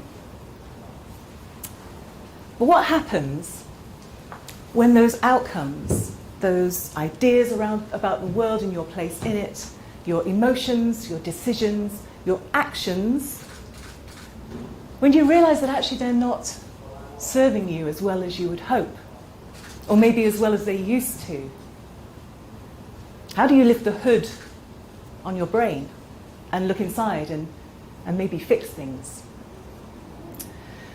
Well, the first thing to know is that our brains, or rather the sense-making part of our brain, which is what we're talking about here, it runs on stories. The stories that we tell ourselves all the time, every day, every second, without even realizing it. And stories are made up of our experience of the world and what we've been told. And you know what? Even though they may have been true once, if you've heard nothing else today, you've heard the future's happening very quickly, change is happening very quickly. The chances are that they're not all true now. What you learned about the world as a child, what you learned about yourself, could probably use an upgrade. A lot has changed since then. Some of the stories that your brain is running on might not just be outdated, they might be dangerously wrong. Some of them might be making you and the people around you absolutely miserable.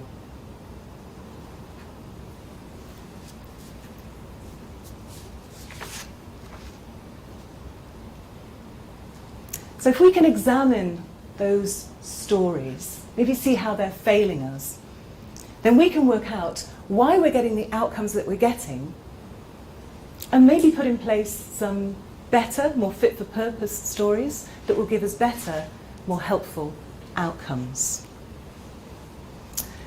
What we need is a tool to help us do that. And luckily, it's hiding in plain sight. So usually when you're writing for other people, right? You are writing to inform or influence or educate or entertain. You know what you want to say, you have done the thinking, and you're also trying to come across as a decent, rational human being. And we all know that takes quite a lot of self-censorship, right? But there is a different kind of writing. It's the kind of writing you do and actually you don't know what it is that you want to say. It's a kind of writing that's messy and raw, and where your brain connects directly to your hand and you make your thinking visible on the page, where you can take a look at it, and it's absolutely unself-censored. I call this exploratory writing. It's a really powerful tool to work out what is going on in your brain. And exploratory writing can not only help us surface the stories that we are using and see whether they are fit for purpose, it can also help us try out new ones. So we do this in fiction all the time, right? When you're reading, you try on new identities. You see things differently. You see different things. You might even see things that don't exist yet. But you don't have to be J.K. Rowling, right? This is available to anybody for the price of a pen and a pad of paper. I hope you can see that this form of writing is very different to the kind that we usually engage in the course of business. But I hope you can also see that this kind of writing as a thinking tool, in a world where we are moving forward to more and more outsource our written content outputs, might just be one of our human superpowers. Because quite often in life, it's not any one outcome that's the most important thing, it's the process. Because the process is the thing that changes us. I think I'm probably 3 slides behind now, hang on. No, I'm not, there we go. There's a lot of talk about writing. So why does any of this matter? Because look around you. I think the technical term for what we're facing on the global stage at the moment is polycrises. And I'm sure that you can think about more local, domestic crises of your own, closer to home. And the one common thing about all the crises in their multifaceted complexity, the one common thread is almost certainly our unwillingness to look thoughtfully at our own thinking, to take responsibility for it, to articulate and challenge the stories that we're telling ourselves, and to consider the stories that other people might be telling. We've got to do better. Individually, in our organisations, nationally, as a species. And if that doesn't start with individuals, with you, with me, then I don't know how it starts at all. This is one task that we cannot delegate. We dare not delegate to computers. This is on us. And it's kind of ironic, but it might just be the case that one of our oldest technologies, writing, mark making, is going to be one of the tools that helps us face the challenges of a future that our ancestors couldn't have imagined. Thank you very much. I'll stay here.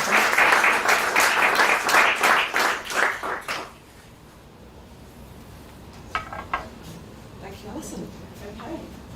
I'm staying here. Are you staying? I'm staying. Well, I think I'm staying. Tom, are you coming? Oh, yeah, sorry. Yeah, you are. That's my error. Sorry, everybody. So, our final section is actually going to be a bit of a Q&A, really. So, Alison is staying. That was my error. And she's going to be speaking with Tom Keith, right? So, Tom he's an applied futurist, and he helps brands and industries to see what's next, basically, by telling stories of tomorrow. He helps to build strategies for sustainable success and whatever the future holds. So, I'm going to welcome Tom, and we're going to, Alison's going to ask him a few questions to find out a bit more in terms of what the future holds. Should we do our poses?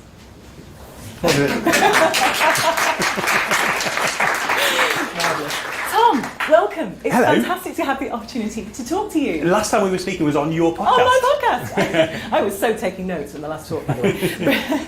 Tom, you are a futurist. I kind of feel there should be a little fanfare after that. Anyone with a trumpet? No? Yeah. What the hell does a futurist do, Tom? So you've actually met a few futurists today, and we all do slightly different things. But for me, I call myself an applied futurist because I have an engineer's brain and I like to fix problems as well as find them. But my work mostly involves answering 3 questions. People come to me and say, first of all, what does our future look like? And they're mostly interested in their future. Sometimes they're interested in the future, but that's a big place. So we narrow it down. What is the future for this organisation, whether that's a company or a bit of government or an industry, whatever it may be. And when you've done that, you've looked at the near future or the far future, then inevitably come back and say, okay, that's great. Can you help us tell that story? Because there's no point having a view of the future unless you can communicate it. You've got to be able to share it with colleagues or customers, shareholders, whoever it may be. So I might get up on a stage and tell a story about the future there. I might go into a company and talk to a board. I might get involved in marketing campaigns, telling companies, telling customers about the future. But then the third bit, and the reason I'm applied futurist comes along, okay, you've done the looking at the future, you've told the story about the future, now what the hell do we do about it? And so I get involved in solving the problems as well, and sometimes that's new products and services, sometimes it's organisational change, some of the things that other people around this who've been here today really solve, I can at least sort of point them in the right direction. Brilliant. I don't really know what an applied futurist is, and I much prefer those to the theoretical kind. Brilliant. You talked about a lot of hypothetical things that you do. You might go in and do this, you might go in and do that. Give us some examples, Tom. So this is the opportunity for big clanging name drops. Excellent. Because I started being a futurist full-time 12 years ago. You can argue I've been a futurist since I was 3 years old, but formally about 12 years ago. And I threw up a website saying, I'm a futurist. And in the first 6 weeks, LG, Nikon and Sony Pictures rang up and said, we need a futurist. Like, this is fantastic. But last year I ticked off, I guess, what that 3-year-old might have already recognised was a lifelong dream. And I got a phone call from NASA asking me to consult for NASA. So that was a high point, probably of my entire career. It's probably just all downhill from here. But I just worked for Pepsi last year, working on new products for them. And I've recently done, if that's the yin, if you like, that's my corporate yin. My yang recently has been working for the NHS. We know that the NHS has a huge sort of workforce crisis.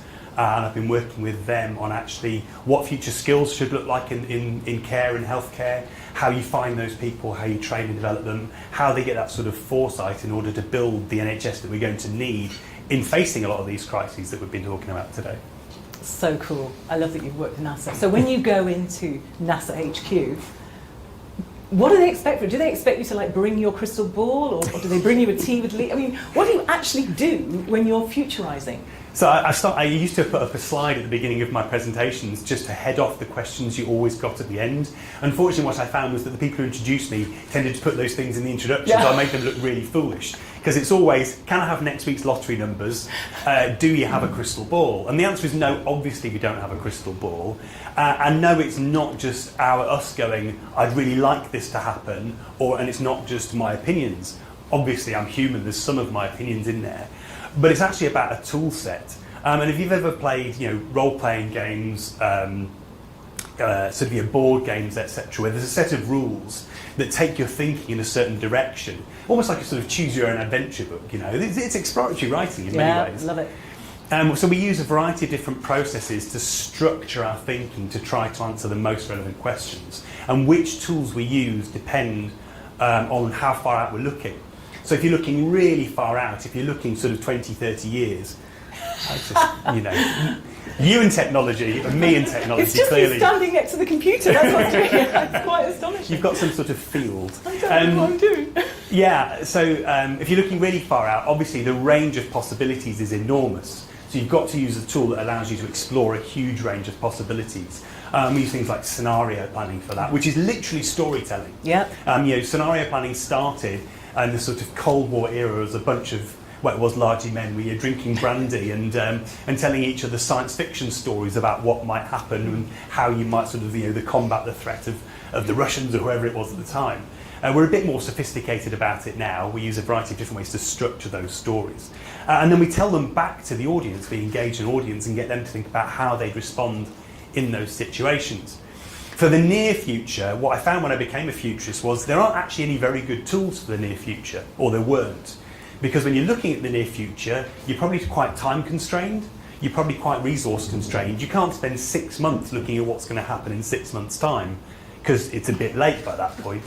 So I actually built my own tool, this tool called Intersections, which I now teach to people, and it's one of the things I got to go and teach it to Google, that was fun, which is a way of looking at what's going to happen in the next sort of 2 to 5 years particularly, where we look at the pressures that we can see and measure today, the stuff that's already driving change and causing us problems today, and we look at the incoming trends, the stuff that we can see coming out of the labs, coming out of adjacent industries, coming out of other countries, moving sort of through sort of the groups of cool people that might spread to the rest of us. So you're all very cool. I'm not.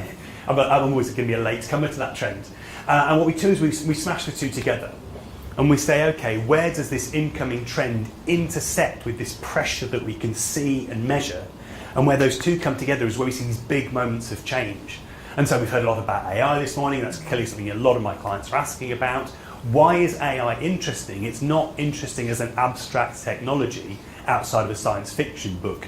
Could we create a general intelligence that can match a human? Where it's really interesting is where it intersects with workforce challenges. Can we put an AI in a robot body and have it do harvesting of crops because we've got a massive shortage of workers in the fields? Or should we be turning around and putting people back out and getting people well-paid jobs out in the field? So we're always looking for those intersections where incoming trends butt up against existing pressures. And this, obviously this is done at an organisational level, it's done at an industry level. It sounds as though it's something that could be applied at an individual level as well, because we're all quite interested in our own future, right?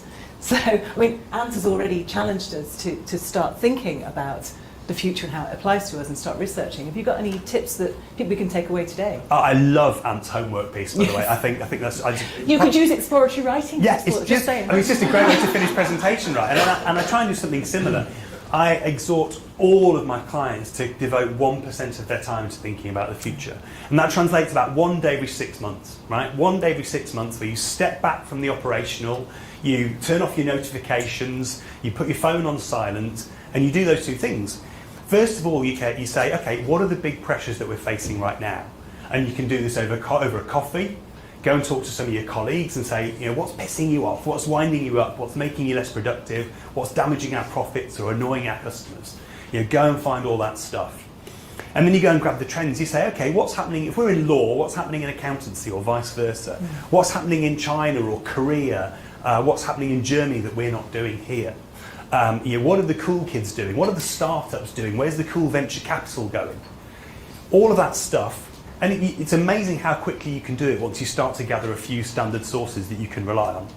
And then you stick them and literally get yourself a sheet of A4 paper, because absolutely you're right, piece of paper and a pen, it's the old technology, it's the best. But do yourself a grid, pressures down one side, trends along the top, and go, do those connect? Does that connect? And if they do, you probably end up with about 20 or 30 sometimes different things that you might be interested in. Filter it down to 5. And filter it down to 5 by saying, are these things going to change my world? Are they just going to move the needle marginally? Is this a plus or minus 5% thing? Or is this a plus or minus 50% thing? And if it could be a plus or minus 50% thing, pick those 5, focus on them for the next 6 months, and then run the whole process again. And if you get everyone in a leadership role in your company or your organisation doing that every 6 months, you will be so far ahead of the competition I cannot describe. It's a really practical tip, thank you, and for us individually and to take into your organisation, actually, as well. But before we go, Tom, there's another reason why we're all here today, isn't there? Would you tell us a little bit about what else you do with speaking stuff? So part of being a futurist is speaking. We spend a lot of time on stage at conferences and companies, and I've been speaking professionally for 12 years now. And a lot of that time I've been represented by agents. They sort of take the bookings for you. And I got a bit frustrated, is the honest answer. I got a bit frustrated because they didn't do all the things I wanted to do. And I got particularly frustrated because there are no agents in the North. Or there weren't until February last year. And what connects all of the speakers who you've seen today is that they are all represented by Pomona Partners, which is a new talent agency for the North. And what we're trying to do is represent a new array of speakers. They're all from the North. But we are trying to bring new voices to the stage, new voices to conferences. We're trying to rebalance things slightly. We can't tackle all of the sort of diversity challenges that people talked about so brilliantly this morning, but we can bring more women to the stage. So we have a commitment that more than 50% of our talent will always be women. And we are trying to not just represent people. It's very easy just to take established speakers and say, okay, we'll take 20% every time we book you. We're actually training and developing people as well. So a couple of my colleagues are here, and we have a ongoing, well-structured and constantly evolving development program for all of our clients, so that we can take people from being new to speaking, passionate about it, having a story, to someone who can go and command the big stages. We are not recruiting any new clients right now because it turns out this is a very attractive proposition to a lot of people, and we've had a flood of applications, but we will be reopening applications for people to join us as clients later this year. But if you are running events in any form, whether you're a corporate or an event organiser or an industry association, whatever it may be, and you're looking for original talent, looking for speakers like some of the brilliant people you've seen here today, then just go to pomona.partners. You'll see a bunch of talent on the website. We've got a bunch more coming through. Give us a bell and we can find the perfect speaker to fit your event.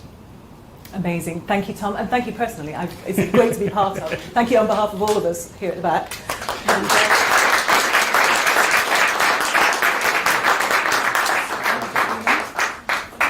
Can I thank Dan as well? I want to do one more thank you before we go, which is to Dan, who has organised today amazingly. It's the cheerfulest WhatsApper I've ever met, and has made the whole thing just so straightforward and easy. So thank you all of us.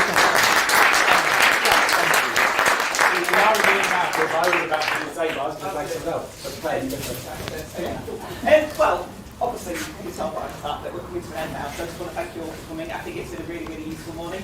Hopefully you've been able to take away lots of information. I think we've covered anything from the importance of humans and technology working together, the importance of our leaders as well, and how leadership needs to change, looking at culture, company culture, individuals, how we behave, and what needs to happen in terms of making our organisations change.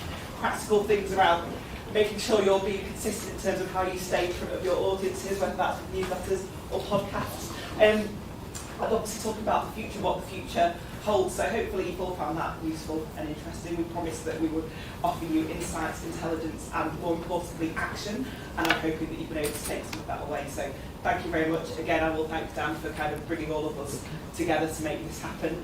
He is extremely, of course, where Alison is, but he's extremely positive on WhatsApp groups. We're having to juggle lots of WhatsApp groups, so thank you. I think there is time, if you have got any questions for any of our speakers when we finish, please feel free to go and ask them questions, or as Tom's already mentioned as well, there's plenty of information about everybody on Partners. So enjoy the rest of your afternoons, and thank you all for listening. But more importantly, before you do round of applause, actually, I would explain to you as the host.